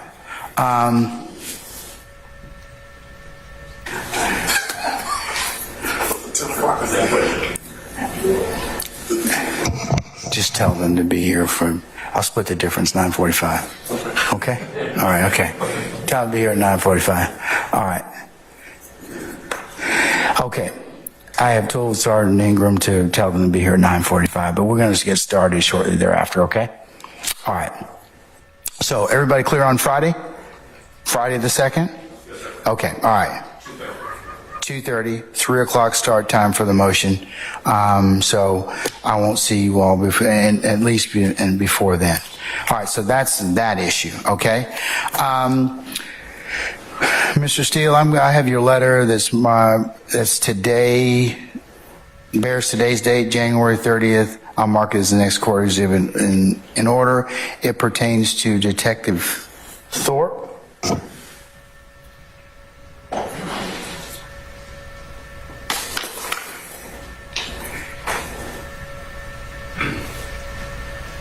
So what about Detective Thorpe? Everybody called him wants to call him as a witness. You subpoena everybody. The state subpoenaed him. We did. Okay. All right. We have. I don't understand why you all subpoenaed him, but It doesn't seem to appear when the state gives us witnesses to come. So I just want to be professional and told everyone I subpoenaed him. Okay, that's the reason. Okay, all right. Just to talk to him? No, just to have him on the subpoena. But it's such a long time that I just wanted everybody to know, especially the state, that I'll call him if they don't call him. But, I don't want to inconvenience the gentleman, so I'm just putting him on. I have no idea when he must call. So that's why I just wanted to be upfront. That's fine. Okay, I'll mark your letter as the next court exhibit in order. Okay? All right.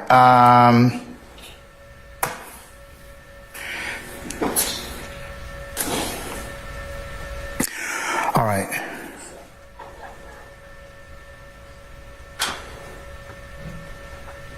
Sergeant Brown, where's Lieutenant Walker?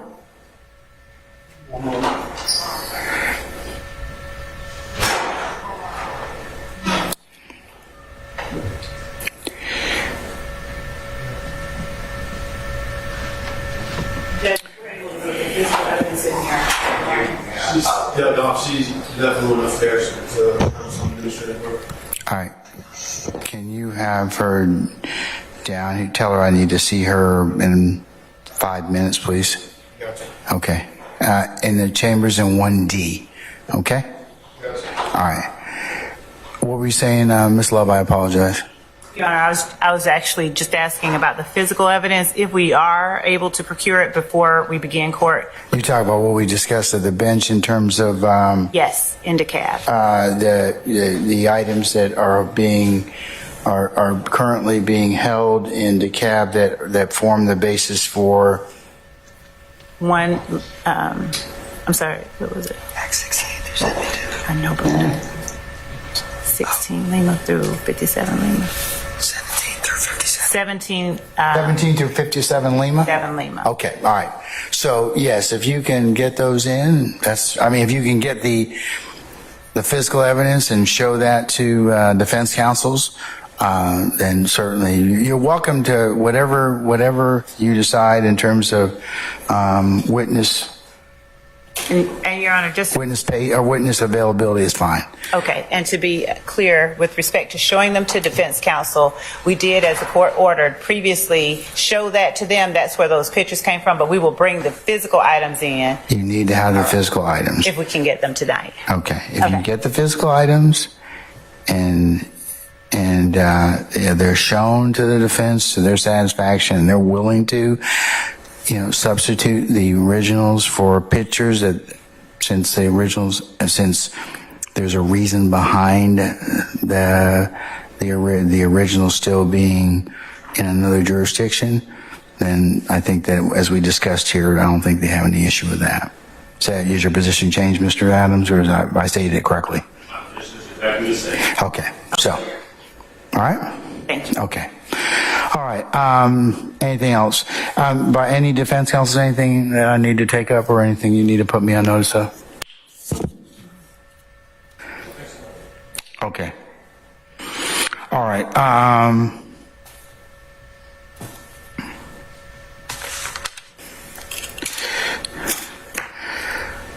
Okay. Unless there's anything else, when we recess, if I could see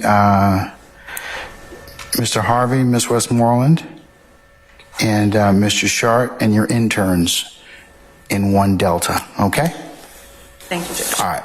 Unless there's anything else, we'll be in recess. All right. See you all in the morning for 9:45, okay? All right. Okay. We're in recess. Thank you, Your Honor. All right. I need you all's devices, please.